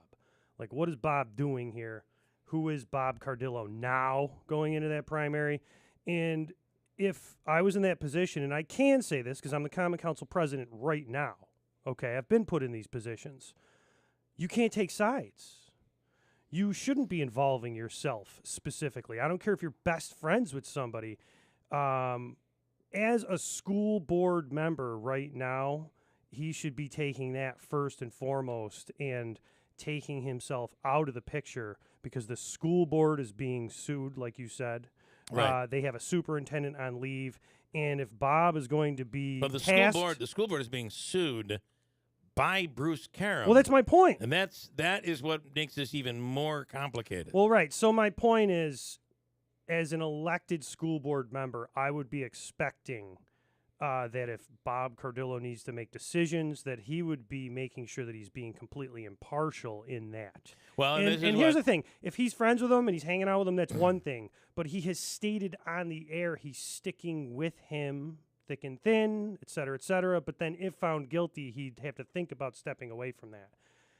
He needs to stay out of it now and show that he will be impartial and make the decision the school board needs to be made. And I don't see that right now. I find it interesting that it's taken a community member, a former school board candidate, to be the first one to come out and say Bob should at the very least, he's calling for Howard Potter is calling for Bob to step down from the board, maybe take a leave of absence, or at the very least recuse himself. You would have thought somebody else from the board would have been asking for that based on what we know currently, right? Correct. Again, I could be wrong, but it does seem obvious to me. Yeah. Listen, he's elected to serve his term, so I'm not going to say he should step down. What I'm saying is Bob Cardillo should just be presenting something extremely level in the fact that he's a school board and member. maybe recuse himself from certain votes. Although I will say the last time when the voting came up of whether or not that Bruce should remain on leave, Cardillo voted for that, which was different than he voted before, right? Well, so to bring it back to the mayoral race, right? That's why I'm before here. you go there, Howard Potter did say that if he doesn't step down, that the board should begin an official movement to kick him off the board. And I do not believe there is any scenario where that can happen. He is elected, and I don't think that a school board can remove a school board member. I don't know completely, but if it can be done, that would be a big drawn-out process. They're governed by the same types of things within Robert's rules as the Common Council is. You guys have had to ask. You have had to ask me this with multiple different situations. Right. With when there was a fight on the council years ago with Delvin Moody, and the reality is when you're in those elected positions, it's almost impossible to remove somebody. What they typically can do is censure. But the reality is you'd have to then look at his actions on the actual board itself. Right. And is there grounds for censure at this juncture? Probably not, right? So, I think people should just be assessing how he proceeds. I mean, this is a mayoral race right now. And I think it is public. What I said to Bob during the interview is it's the optics of it all. And you're running for mayor. I mean, that would play a bit of a role, I would think. Well, right now what he's doing is he's putting out there that he's willing to take sides and put politics above the actual governance of the school board. And that's the issue. Bob had talked about the fact that before, when he ran, he got about 20%, 18 to 20% of the vote. So let's say he's good for 18 to 20% of the vote. He's going to draw more off Republicans and Democrats. That puts DeBrango or Celeste Friend in the mayor's seat unless you can pull votes from the other side. I have a plan to overcome that, right? Okay. I have run 2 citywide campaigns where the first time people considered me a total unknown, and I came out victorious as a Republican, as a quote unknown in my first election. Okay, I did that because I worked so hard to communicate with people. I worked so hard to hear what people were saying when I was talking to them personally. I'm going to do the same thing here. Even if Bob does decide to stay in this race, I have a path to November, and I'm sticking with it. And I do believe that that's going to be a path to success. I want to do this job for the city. All right. So that's where we are. Anything else? Michael Amy, thank you. No, we're good, man. Appreciate your time. Petition signatures begin tomorrow. It's apropos that it'll happen during a winter weather advisory. I was just going to say, / snowstorm. Right. Just like the first year they changed everything. Yeah. Here we are, day one, trudging through snow. Sloshing through the snow. Trying to get people to open doors. That's the biggest thing. Yeah. If it's freezing and it's snowing, people don't want to open the door. Right. And I get it. Well, it's and to be honest with you, it's the whole COVID thing has some people nervous about opening the door today. Completely. Okay, thank you, Michael Amy. 8:24. We'll break and come back at WIBX. Hi, this is Joe Cordell with the law firm Cordell & Cordell. Divorce can be complicated, especially if children are involved. If you're a father and want to protect your role in your children's lives, remember Cordell & Cordell. We've helped men with matters like these for 30 years, and we'd love to help you. Contact Cordell & Cordell to schedule an appointment with one of our firm's New York attorneys. 518-554-0000. Online at CordellCordell.com. 100 Great Oaks Boulevard, Suite 110, Albany, New York, 12203. I can't take this kitchen any longer. Carl, we need to start looking for a new house. Honey, you know the housing market is tight. It's going to be next to impossible to find something that we like. I know, but this kitchen has to go. Hey, what about a home equity loan from Adirondack Bank? We can turn the equity from our home into cash to renovate, just the way you want. Renovate? Adirondack Bank has competitive rates, and they've been a trusted community bank for decades. A new kitchen. Wouldn't that be awesome? Yeah. Then, of course, we would need new furniture, and we could repair the deck, even add a pool, and take that trip to Italy that we've always talked about. Whoa, slow down, honey. Let's go talk to the experts at Adirondack Bank about that home equity loan. Then we can decide where to start. I've always wanted to add on a craft room, and our bathroom needs a facelift. Don't move. Improve. Stop into your local Adirondack Bank branch for more information on a home equity loan or visit AdirondackBank.com. Bank local with Adirondack Bank, your hometown community bank. Equal housing lender, member FDIC. Hi, this is Lori with Express Employment Professionals. Are you looking for a new job, a career change, a position within your field? Express Employment Professionals is the staffing firm for you. Express has multiple job opportunities across many industries throughout our region. Are you an IT professional? Find that perfect company now. CNC machinists, HVAC and boiler mechanics, we've got the job for you. Are you a warehouse worker, machine operator, forklift driver?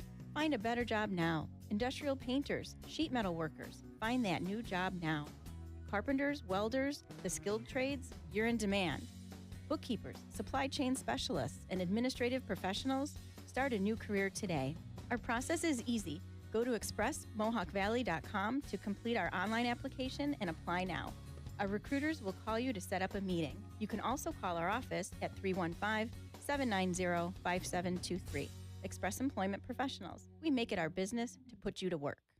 I'm Martin Hoke, the inventor of Navage Nasal Care, and I love Navage. I've told you about how your nose is the body's air filter, that Navage's powered suction will help flush out allergens, viruses, mucus, and germs, and that Navage will help you breathe better. But what do other people say about Navage? Like Haley, quote, "Navage is the best thing I bought. I love it. My nose feels so clear now and I can breathe. I've been struggling with a stuffy nose for weeks. I bought Navage and it's amazing." Or this one, "I use Navage every night, could not imagine life without it. I have 5 cats, and before I found Navage, I was a clogged mess. Now I breathe so much better." Unquote. Those are 2 of over 100,000 online reviews praising Navage, the all-natural solution trusted by over 3 million people to help you breathe better, sleep deeper, snore less, and stay healthier without drugs. Navage is available at Walmart, CVS, Walgreens, Target, Rite Aid, and online. Navage, N-A-V-A-G-E, clean nose, healthy life. Do you ever get the feeling that the world is being held together with duct tape?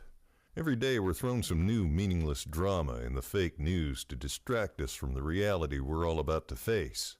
Between the government trying to print their way out of debt, military conflicts, the disintegration of our most trusted institutions, and a looming food shortage, preparedness is no longer a choice. It's a necessity. You can trust My Patriot Supply. Our emergency food kits come packed with tasty meals averaging over 2,000 calories per day. Get at least 1 kit for each person in your family. Self-reliance is the only alternative to government food lines. Time is running out. Become ungovernable. Go to MyPatriotSupply.com and save on dozens of different emergency food kits while you can. These kits are in stock, ship fast, and arrive in unmarked boxes for your privacy. Go to MyPatriotSupply.com before the next crisis strikes. MyPatriotSupply.com. 3 people you should be 100% certain about: your barber, your plumber, and your tax pro. Switch to Jackson Hewitt and you can be 100% certain about your taxes. We'll get you your maximum refund guaranteed and we'll back your return for life. Don't be kind of certain or almost certain. Be 100% certain. Switch to Jackson Hewitt today and get 50% off tax prep. Limited time offer for new clients filing at participating locations. Max value $200. Visit jacksonhewitt.com/50 for terms. WIBX 950 and 106.9 FM. This is Keeler.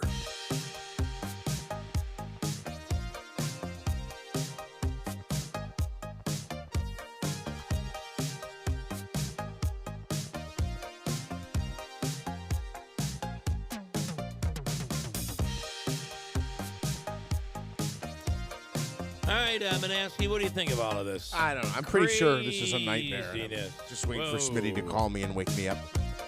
So over in Rome, it's going to be interesting as well, right? But nothing like this. I don't think it'll be nearly as crazy. I'd just like to mention again, we would love to have Mr. Lanigan on the program to talk about his candidacy and why he'd like to run. He's challenging Jackie Izzo, and that's going to be very interesting in the primary. If you're listening to the program, please, if you're a friend, supporter, you know Jeff Lanigan, please let him know that he's welcome to come on the show. We'd like to hear his thoughts, why he's running, what issues are important to him. I know he's a retired police detective, but certainly we'll ask a little bit more about his background as well. I have reached out to the Facebook page that has been established. I have not heard back. I've made 2 attempts that have been, you know, what are they? It's like a read receipt. You know, you can tell if somebody's read it. But I have not gotten a reply, and I'll reach out again this week because we'd love to have him on. You know you can turn that off on your phone? Yes, but this was through a social media app. It was through Facebook, so right. it'll still, the little face will that appear. You probably can't turn on. Correct. You're right. Read receipts or something else. Correct. Mine are always going to show because you guys hooked up an automatic response from mine. Andrew must have done it because every time someone sends me a message, there's an automatic response that goes out. Oh, on your Facebook? Yeah, yes. on my Facebook. The FBI is investigating. You want me to move on? Are we moving on? The FBI is investigating multiple ATMs dumped in a creek in Washington, D.C. It doesn't say what happened to the money that was in the ATMs. Here are members of the community, David Knotts and Benim Merkabani, talking about all of the strange stuff found in this creek in Washington, D.C. This is a place where people could go down and, maybe take their kids and walk to the parks. They shouldn't walk there and see ATMs, man. Find a lot of weird stuff. As you see, you find a ATM in the creek. You find a payphone in the past. A lot of crazy stuff. I don't know really what they just said. Definitely not the first guy. I didn't know what the first guy said. I believe he was in the water. Was he in the water while he was talking? He might have been. Hey, I'm talking to you from the creek. In fact, I'm halfway underwater right now. A Houston man had Where did the ATMs come from, though? Nobody's reporting that no one knows. 18 ATMs have been stolen. They just float down the river? Crazy. I don't know. A Houston man had his F-350 truck stolen from him, and he has a gripe over it. Well, of course he does. So here's what happened. Thieves called up a locksmith after stealing his vehicle. Now, what should happen at this point? If you call a locksmith and saying, listen, I've lost the key to get into my pickup truck. Can you help me? Is it the requirement of the locksmith to say, all right, I need to see proof of ownership? Yes, I think it should be. I don't know if it's legally required, but I think it should be required. The second thing is, what was it? Just a cash payment? Like you should be able to track. Okay, we went to this location and we met Mr. Such and Such, and Mr. Such and Such said, "This is my car," so we opened it. But there's got to be show some kind of identification to show who you are, in case even if you can't prove you're the owner. None of that was done. In case this happens, you can go find somebody. Here's the truck owner, Sean Coffey, talking about the locksmith helping thieves. Basically, saying the thieves were helped by the locksmith to steal his truck. He's right. How are they going to get in? And allow somebody to basically rekey it and steal it for 3 hours and nobody say anything or do anything to stop it. It's beyond me. So there were a lot of things that gave them the opportunity to say, hey, wait a minute. Hey, wait a minute. What's going on here? By the way, according to this report, locksmiths are required to check for paperwork and identification before doing any work like this. This one did not. The truck was later found by police. Tennessee woman is suing Walmart for $3 million. She says she sustained injuries after she was hit by a group of what? All right, now this is going to be a little game here, a little contest. I'm going to Tennessee woman is suing Walmart for $3 million. She says she sustained injuries after being hit by a group of blank. What are the little white birds that go scavenging for food? Seagulls. She was hit by a flock of seagulls in the parking lot. Wrong. Really? I don't bet on that one. Davey. Shopping carts. That's exactly right. You steal it this time. It was shopping carts. And it was being pushed by an employee. Looks like, you know, how they have that little motorized thing that helps them push all the carts. Yeah. I don't know. Something became out of control, and she was struck by it. Here's Christine Christopher explaining her case. Here we go. When I came back to myself, I realized I had been hit. My legs were scarred up. My neck was hurting. My back was hurting. I had a lawyer during that time, but now I'm representing myself. In Walmart, we've been going to court, but they've been denying that this ever happened, and they're not Walmart. Well, I'm suing them for $3 million. I don't know what I'll be getting, but that's what I'm asking for.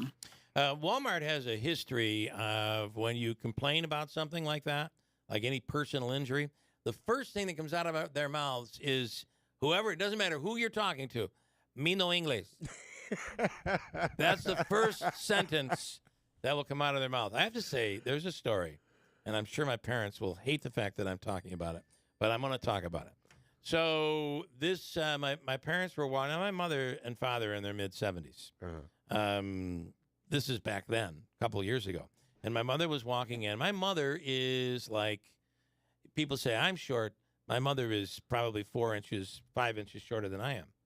And she's walking into the store, and one of the customers, now they're in the parking lot, just at the point where you walk into the store, so just outside the store. Sure.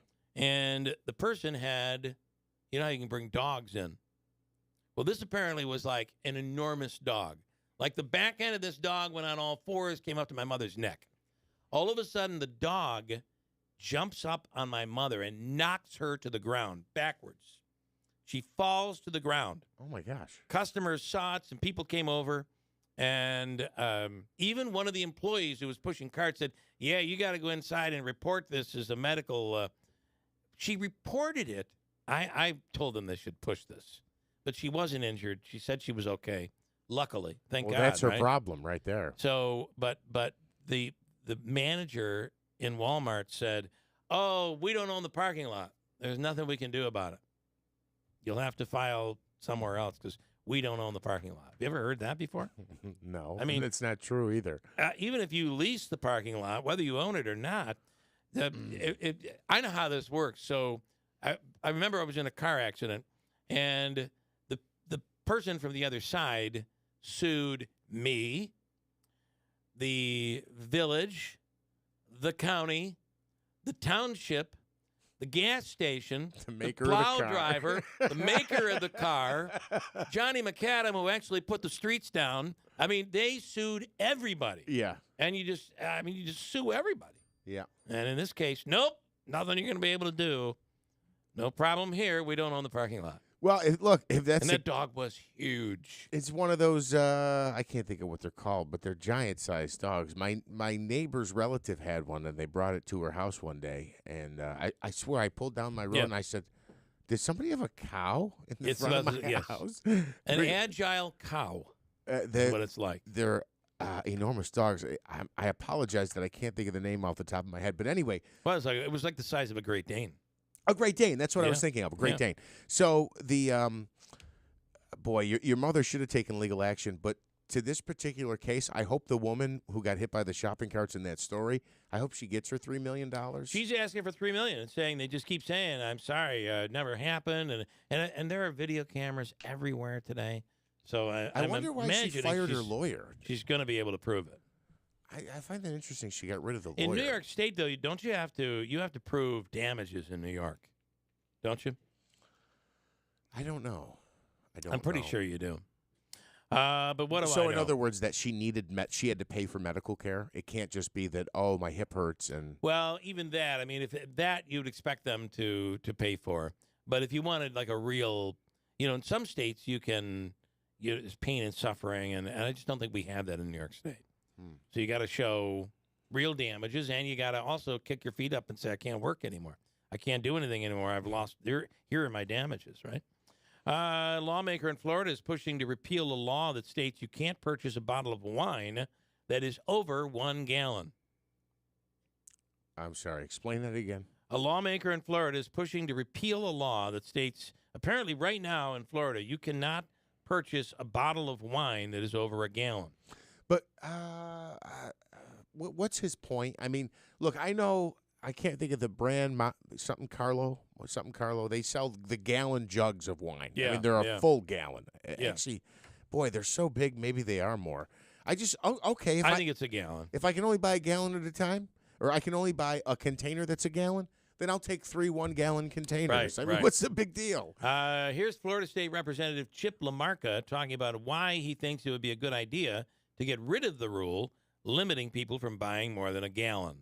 If you purchase or import into the state of Florida a larger than 1 gallon bottle of wine, it's a misdemeanor in the first go around. If you get caught the second time, it is a 3rd-degree felony. So punishable by fines and possibly jail time to buy a bottle of wine. So we think that's kind of ridiculous. People have better things to do with their time. And certainly our men and women in blue have a lot better things to do with their time. So I think we should just repeal this bad law and allow people to buy very large bottles of wine. Okay. Look, there's a lot of stupid laws out there. I don't think this is defense of that law, but I mean, are you telling me that, like, the Fort Lauderdale Police Department is spending countless hours investigating people who bought a container that was 1.5 gallons of wine? I mean, nobody's prosecuting this or looking for this, although that is not a defense for having a stupid law on the books.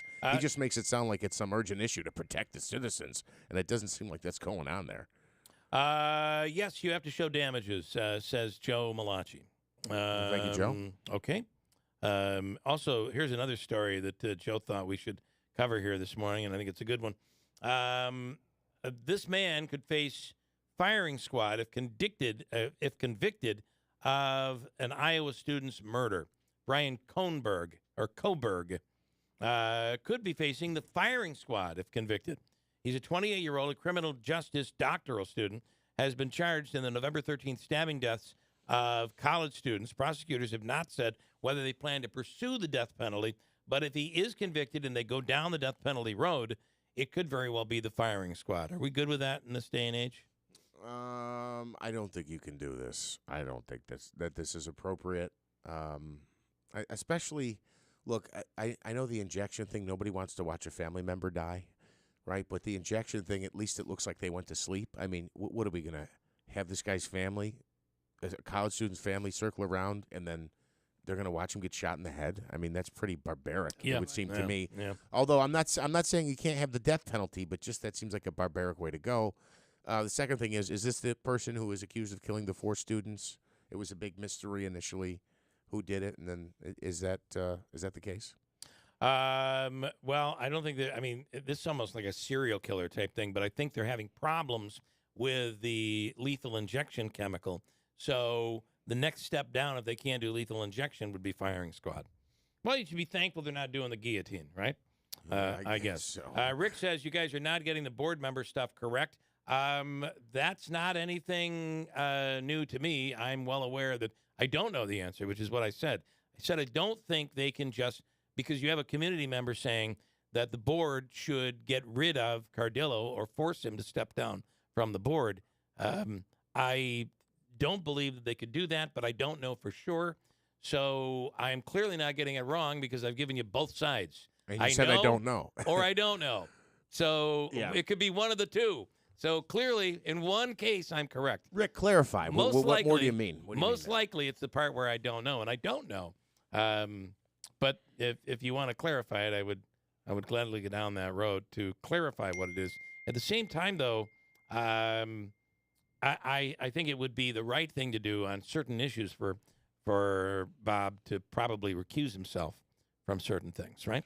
Anything involving this, I think that would be. It would look like it would be the right thing to do. A Florida neighborhood is being left with safety concerns after they've been targeted multiple times by people throwing eggs at vehicles and houses. Do that in New York, and, they'll arrest you and put you right back out there with a dozen eggs. Here are some of the neighbors talking about their feelings on the current situation. bam, bam, bam, something hit my car, but I didn't know what it was. I thought I hit someone. I pulled over near the country club and looked and saw, and it was eggs. Mostly, I was just worried about what if that had been someone who swerved and hit one of those palm trees. I was a kid too. We did mischievous things all the time, but you don't sort of think through what if the person behind the wheel loses control of the car. I've probably egged houses, toilet papered houses, and done other things. I've never hurt a human or caused any massive damage. If this happens Friday nights, we might need to have a covert op. We're going to bring them over, put their Might camera have an egg on. fight. We'll get some Nerf guns out. Okay. And Neil Young made an appearance at the United for Old Growth March and Rally Saturday in Victoria, British Columbia, where he played for the first time since 2019. Here are some of his the recordings. Here's some of what he had to play. Neil Young.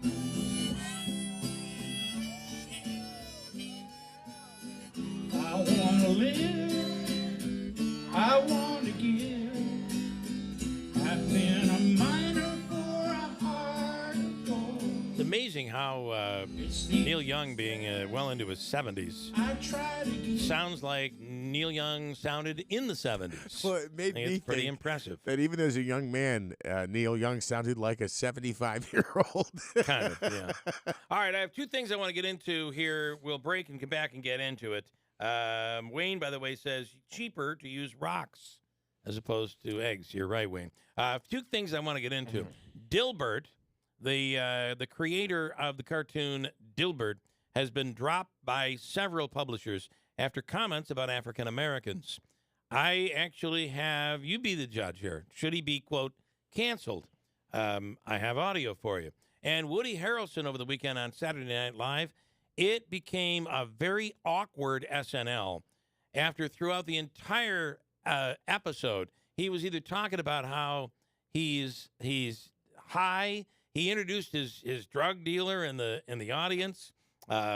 He's high at the first thing in the morning and high all day long, or how the government was like a drug dealer in allowing those drug companies to force a vaccine on us. He got into all of this anti-vax stuff. I have audio on that, and you can form your own conclusion coming up here. 8:47, quick break. We'll come right back. I want to tell you about the Falcon Clinic in Washington Mills. Accepting new patients, the Falcon Clinic is the area's premier osteopathic medical clinic, and they're accepting new patients right now. If you're in need of a new family doctor or having issues with sleep, fatigue, pain, ADHD, or other issues that you might not be able to cure or put your finger on, Dr. Shemaleski, Dr. Zelinsky are now taking on new patients. Is someone in your family considering medical marijuana? It might be an option for pain without the addictive side effects of opioids. Call today or visit them online. The Falcon Clinic in Washington Mills. Aches, pain, fatigue. Have you been tested for hepatitis C? It's prevalent, especially in baby boomers, and it is 100% curable. Dr. Shemaleski is Hep C certified. Call today, 315-507-4751, or visit them online, falconclinic.com, the Falcon Clinic in Washington Mills.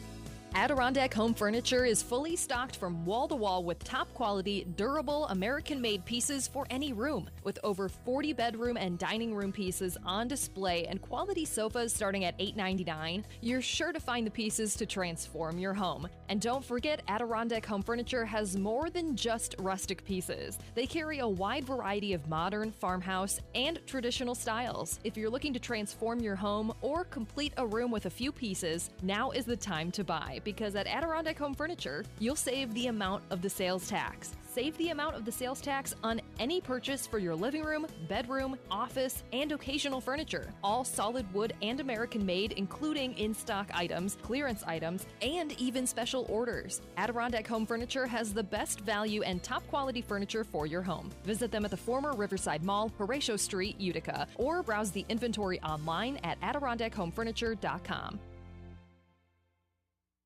At AmeriQ Credit Union, we believe real connections matter, today more than ever. Whether it's connecting you to the right solutions to achieve your goals, new technology to make banking easier, or a real person to help you succeed, we'll be here. In person, online, or anywhere in between, creating meaningful connections that make you feel like you belong. AmeriQ and you. Let's connect. Membership restrictions apply. Federally insured by NCUA. You have cancer. 3 words you wish you could unhear. But just because a cancer diagnosis may be a shock to your system doesn't mean cancer surgery has to be. Now, there's Edge Radiosurgery. It breaks down tumors in less than an hour per treatment. No knife, no hospital stay. Faster treatments, lower risk. Edge Radiosurgery, now at AMP of New York. Learn more at ampofny.com/edge. You may experience side effects which may be severe. Ask your doctor. Edge Radiosurgery, Associated Medical Professionals of New York is right for you.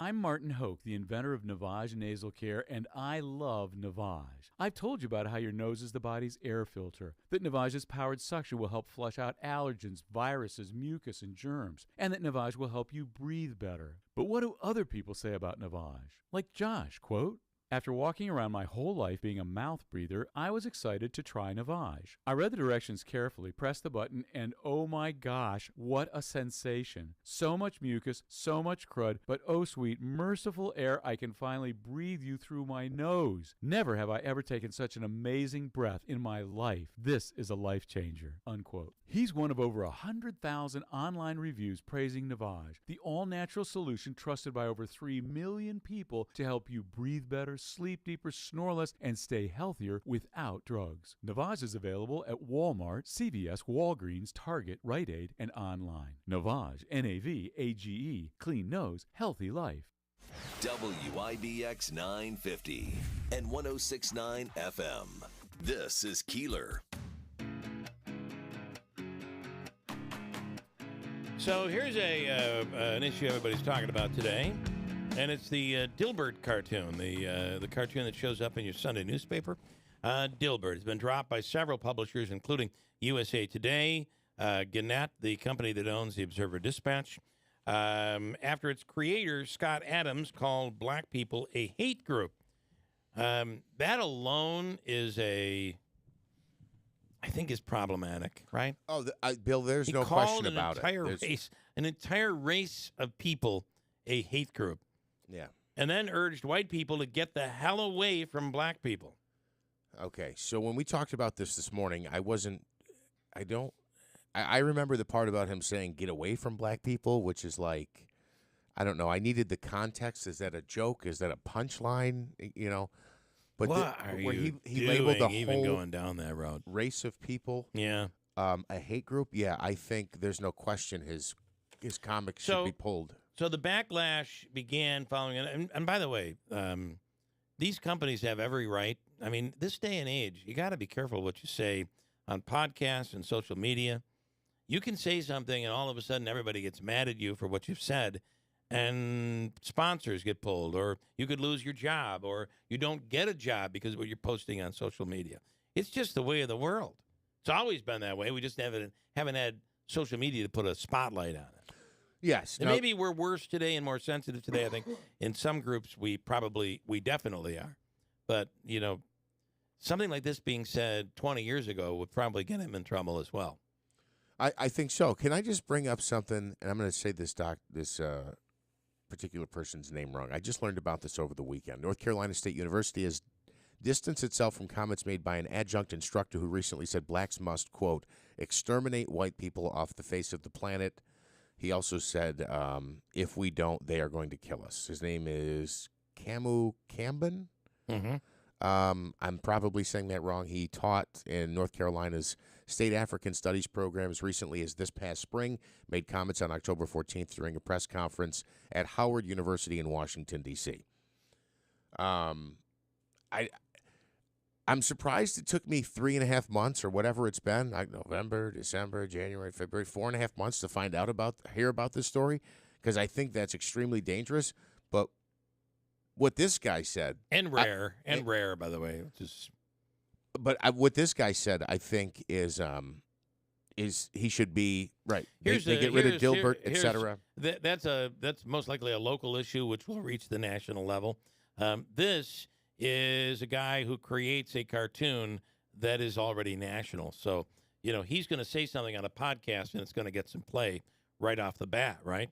The backlash began following an episode this past week. And by the way, clearly that person is disturbed, whoever said that, right? There's something wrong. He's still teaching, though. Right. In this case, the backlash began following an episode over this past week of the YouTube show Real Coffee with Scott Adams. Among other topics, Adams referenced a Rasmussen report survey that had asked people whether they agreed with the statement. It's okay to be white. It was his follow-up comments that got him in trouble when he said, black people are a hate group and white people should get away from them. Yeah, he's a moron. It's too bad that it's taken this long for him to, I guess, expose himself as a clown. But, so now Dilbert's gone, and it's his own fault. I know he can't blame anybody but himself. Again, I was hopeful that this was in the context of a joke. You ever watch these SNL bits? Mm-hmm. Well, speaking of SNL, Woody Harrelson hosted Saturday Night Live over the weekend, and during his monologue, he may have outed himself as a full-on anti-vax conspiracy theorist. He told a joke about a script that he read in 2019 before the pandemic hit and how ridiculous and unrealistic it was. This is what he had to say. So the movie goes like this. The biggest drug cartels in the world get together and buy up all the media and all the politicians and force all the people in the world to stay locked in their homes, and people can only come out if they take the cartel's drugs and keep taking them over and over. I threw the script away. I mean, who is going to believe that crazy idea? Being forced to do drugs? I do that voluntarily all day long. So this kind of went on, and it was what it was. But then it got worse, and it got more and more uncomfortable. I haven't seen it yet. I have it taped. I got to go watch it. I will watch it now that I know there's controversy. I wasn't necessarily interested in watching it before that. But something worth checking out. That's it. Back here tomorrow morning. River Hills Properties is the fastest-growing real estate company here in our area in central and upstate New York. Nobody sells homes like River Hills, and that's what makes the difference. For Bill and Robin Monjo, it's all been about offering services that don't get offered here. You have to understand that with your listing agent, your house will never be looked at. There's no one going through your home ever without your listing agent being there on the scene, prepping and keeping an eye on things. That is the River Hills promise. And it's more than that. They create what they call the book, 40 to 100 pages filled with everything there is to know about the home. Plays a huge role in a sale. And it serves as a great opportunity for any prospective buyer to be able to completely educate themselves in the property, know when all the additions were made, the improvements were made, when the warranties run out, et cetera, et cetera. It serves as a manual for the home. And it's all just standard with River Hills. Doesn't matter if you're selling a home that's $1 million or a $35,000 property. It doesn't matter. Everybody gets the same. That's the River Hills way. Your listing agent begins working for you from start to the very, very end. So why wouldn't you list your home or property with River Hills? Reach out today in Barneville, Little Falls, Utica. Online, it's riverhillspropertiesllc.com. Call 315-896-1009. Nobody sells homes like River Hills Properties. Let's face it, credit cards are pretty much a necessity. New tires for the car? Here's my card. I order takeout, here's my card. And most of us just accept the high interest rates credit cards charge as a necessary evil. What are you going to do? Get a low fixed-rate credit card consolidation loan from Lightstream from $5,000 to $100,000 and pay off those credit card balances. Apply online, and you could get your money as soon as the day you apply. The average credit card company charges over 19% APR. But with Lightstream, you can get a fixed rate as low as 7.99% APR with autopay and excellent credit. Now I can pay off my high-interest credit cards and save money with a much lower rate. Apply today at lightstream.com/radio and get an additional interest rate discount. That's lightstream.com/radio. Lightstream.com/radio. Subject to credit approval. Rates range from 7.99% APR to 23.99% APR and include a 0.5% autopay discount. Lowest rate requires excellent credit. Terms and conditions apply, and offers are subject to change without notice. Visit lightstream.com/radio for more information. Adirondack Home Furniture is fully stocked from wall to